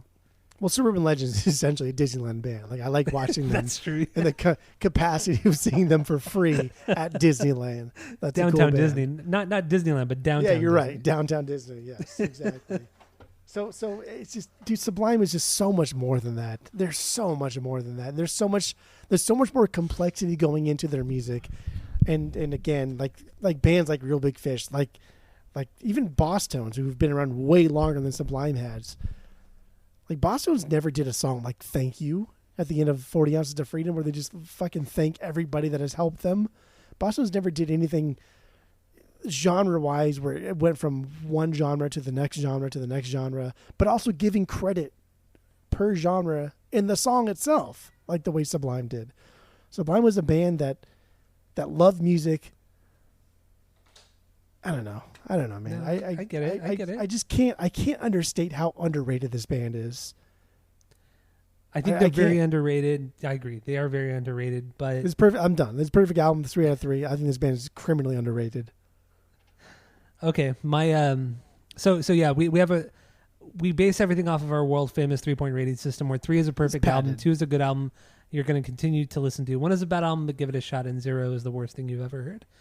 So I think that Sublime is very underrated. I think this album is very underrated. I think the way that they were able to mesh the genres was just so well done. Bradley is it's really Bradley. He's the underrated part of the equation here. He's an incredible songwriter, incredible guitar player, singer. He had everything, and so young. The guy died at fucking 28 years old. The guy had just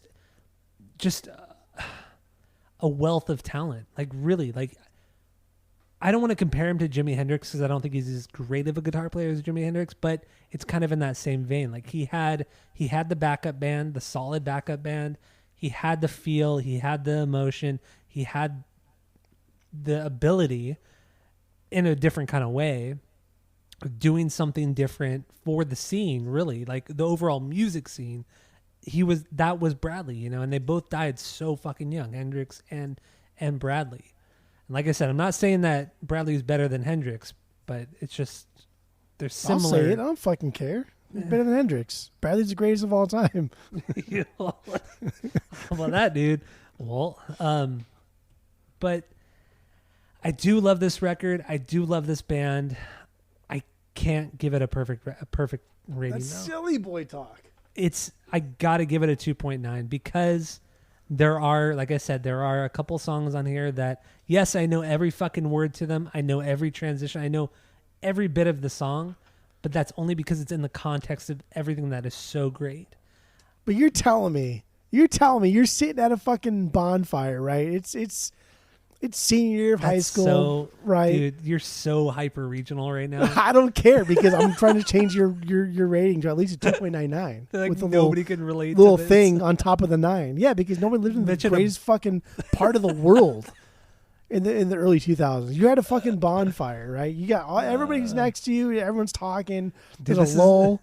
There's a lull in the conversation. Someone brings out a guitar and starts hitting that ding, ding, ding, ding, ding, ding, ding, ding, ding, and not everybody is going to join in and sing "What I Got" and have a great time. You tell me you're going to sit there and not sing along? I wouldn't. I don't like that. No, You're garbage. No. You're garbage.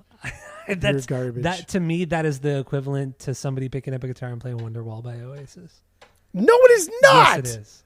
Don't Obviously, one song is better. I will leave this podcast fucking right now and never Obviously, come back. one song Don't is you better than the other. Even say that. One song is better than the other. Obviously, yeah. One song is objectively trash. The other Agreed. song is a statement about like not Agreed. just Southern California life, but also everything we've talked about throughout this pod. I agree, but Both if somebody overplayed. But if somebody were to do that at a bonfire, I would just go, let's go over here. You would have the same reaction if somebody started playing "Today's Gonna Be the Day" as you would if someone started playing you're a liar. Yep. You're a liar. I would. I think you're lying. Whoever I was with, I would say, "Hey, let's go over here." I think you're lying. I think you are. Here. I think I do love bonfires on the beach in Huntington. I do like it. We had a lot of fun doing that shit, but I would treat it the same way, and I feel the same way. I think you're lying. I think you should make sure that your nose is not pointed towards your computer because it will smash it with your long fucking Pinocchio lying nose. That is a reference, dude.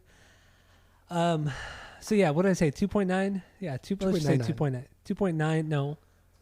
Bull. So you gave this a 290 out of 300. That's pretty good. Dude, don't do that. Don't do that. Don't do that. Okay. Don't do that. Don't do that.